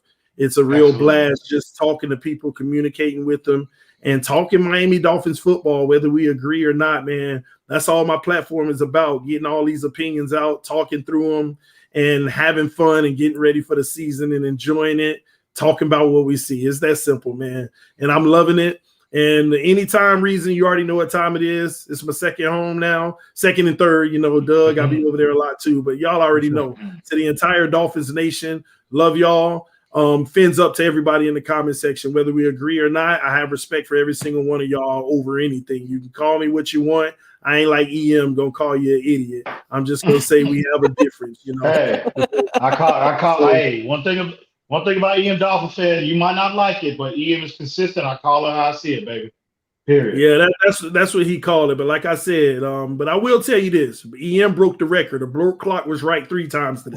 I don't know how he got. I don't know how he got the time right 3 times, and the clock broke. So something. Reason. One of them things was really, really him. And man, good job, man. Good job, man. I'm proud of you. Yeah, let's get your final thoughts, brother. Oh my God, that's funny. Yeah, man. Looky here, man. I truly, bro. I'm with BallGame. I'm about to fall over and go to sleep as well. Being working all day and hopping straight on the stream. But I tell you, I have thoroughly enjoyed myself tonight. It was good. Always good to be in the presence of always good to be in the presence of BallGame. Always nothing but respect for Ball, the OG. Triple OG, triple. Always Reason. TDU as well. TD, this is for everybody that doesn't know, this is pretty much me and TD's relationship. Me and TD, we're gonna always go at each other's throats. That's just us. It's what it is. There's no changing it. I wouldn't change it for anything in the world. That is what makes the magic, I feel, between us. So at the end of the day, I got immense respect for a lot of people in this community. Y'all know that. I got immense respect for everybody on this panel. And there's never any animosity. It's always, we can have spirited debates, but it's all out of love for the most part. So at the end of the day, appreciate for the most part. Shout out to everybody that's always showing up and showing out in the comment section. We all have them. We all love y'all. Much love and respect to everybody. That was like the verbal aspect. Right? TD, this between me and you is to be continued. Y'all wait for that. Y'all stay tuned for that. And at the end of the day, I'm so glad he on your head and not on mine, Paul. You know what I mean? I'm so sick of him. I was so sick of him coming after me. Good Lord, bro. So at the end of the day, y'all know what time it is. All day, every day, baby. Reason, real quick. Nobody's blocked on my channel, man. Every month I block the people and then unblock them at the end of the month. So stop all that mess in the comment section. I just block you when you're being disrespectful on the channel, not if you disagree with me. All right, we don't do disrespect. All right, it's that simple. Agreed. And guys, I will be back on Wednesday with Matt Valdivinos from Pro Football Network, former offensive line player. If you guys remember him from last draft season, we had him on. He'll be back. We'll be talking Penei Sewell, the offensive line, and the draft. He also handles the player rankings for Pro Football Network. He does the Washington football team analysis, and he does a lot of scouting work for them because he came over from Blue Chip Scouting. So I'll have him back on Wednesday. So we'll be back on Wednesday. And until then, y'all should play a game of Madden. It's all this shit. Oh yeah, I think it's gonna take more than a game of Madden. Can I get my rematch? BallGame. Can I get my rematch, bro? Can I get it? Yeah. Get you long be playing for money. Hey, y'all, here we go. Yeah. I wasn't gonna say anything. I was gonna wait to say something, but y'all tune in next Saturday, man. I'm gonna have Tua himself on the channel, just so y'all know. All right. Oh man, I'm tripping. I meant Pat White, y'all. I meant Pat White. Oh wow. Channel. So y'all come through. It should be a good interview. All right. There you go. Really? Oh, that's what's up. That's just It's just for the two in ears to show up. All right, next Saturday. All right, at 4 a.m. 4 a.m. Don't forget 4 a.m. People are gonna be setting their alarms for 3:45 and raging on TD. All right, guys. So I'll be back on Wednesday. Until then, Fins up every day. And thank you all, you guys. Y'all be safe out there, baby. for joining, man. All It was a beautiful thing tonight, guys.